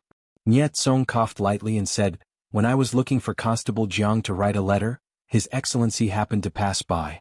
After knowing your situation, he asked me to go over and gave me this copper coin. The magistrate of Fengkai County was promoted by Our Excellency. If you have any trouble in the future, you can give this copper coin to the county magistrate. He will help you. Your lord is really a good person. I wish him a peaceful life. Gu Yundong did not know that the dignified magistrate was so free that he would pay attention to a small fry like her. The corner of Niet Song's mouth twitched. Other than saying that the lord was a good person and would live a peaceful life, did she have any other description? But Gu Yundong was right. How could the magistrate be so free? The reason why he remembered her was entirely because Niet Song had mentioned it several times. Most importantly, it was the portrait of the person she had drawn. Because of that character painting, the government office caught the bandit leader in just 3 days.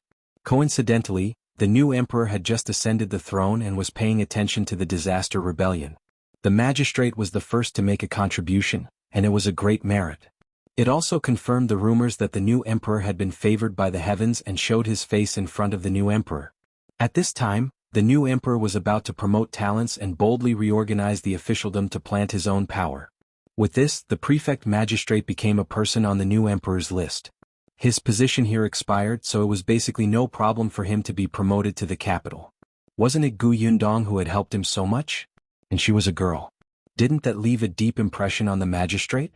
Gu Yundong accepted the copper coin. She would not reject such a good thing. In this day and age, money was not enough. She also needed power. Otherwise, no matter how much money she had, she would not be able to keep it. It would be best if she would not need this copper coin and letter. If she could use them, she would naturally not let them go for nothing. Gu Yundong thanked him and put away the letter and the copper coin. The next morning, just as the city gate opened, Gu Yundong left Fish Rice Alley with her family. Aunt Ku did not go out to see them off. She was not in a good mood and had been staying in the room. When there was no sound outside the courtyard, she sighed and slowly walked out. It was as if there was no one in the empty house at all. The children's voices that had been chattering 2 days ago had disappeared. Aunt Ku walked to the kitchen and seemed to be able to smell a faint fragrance. Although they had not been together for long, Aunt Ku did like those 2 children. Even the ignorant Madame Yang made her pity her. She admired Gu Yundong, who had brought her mother and siblings all the way to Xuanhe Prefecture safely. If this little girl was not a girl, her future achievements would be high. What a pity. Aunt Ku returned to the central room and saw a piece of paper on the table. She picked it up and realized that it was a recipe. On it were 5 or 6 dishes that she had liked to eat recently. This girl? Aunt Ku laughed. At this moment, Gu Yundong had already left the city gate and was riding a carriage to Yongfu village. The carriage was rented. Now that he had money, Gu Yundong would definitely not mistreat herself. It would take 3 days to walk from the prefectural city to Yongfu village. If he rode a fast horse, it would only take 1 day.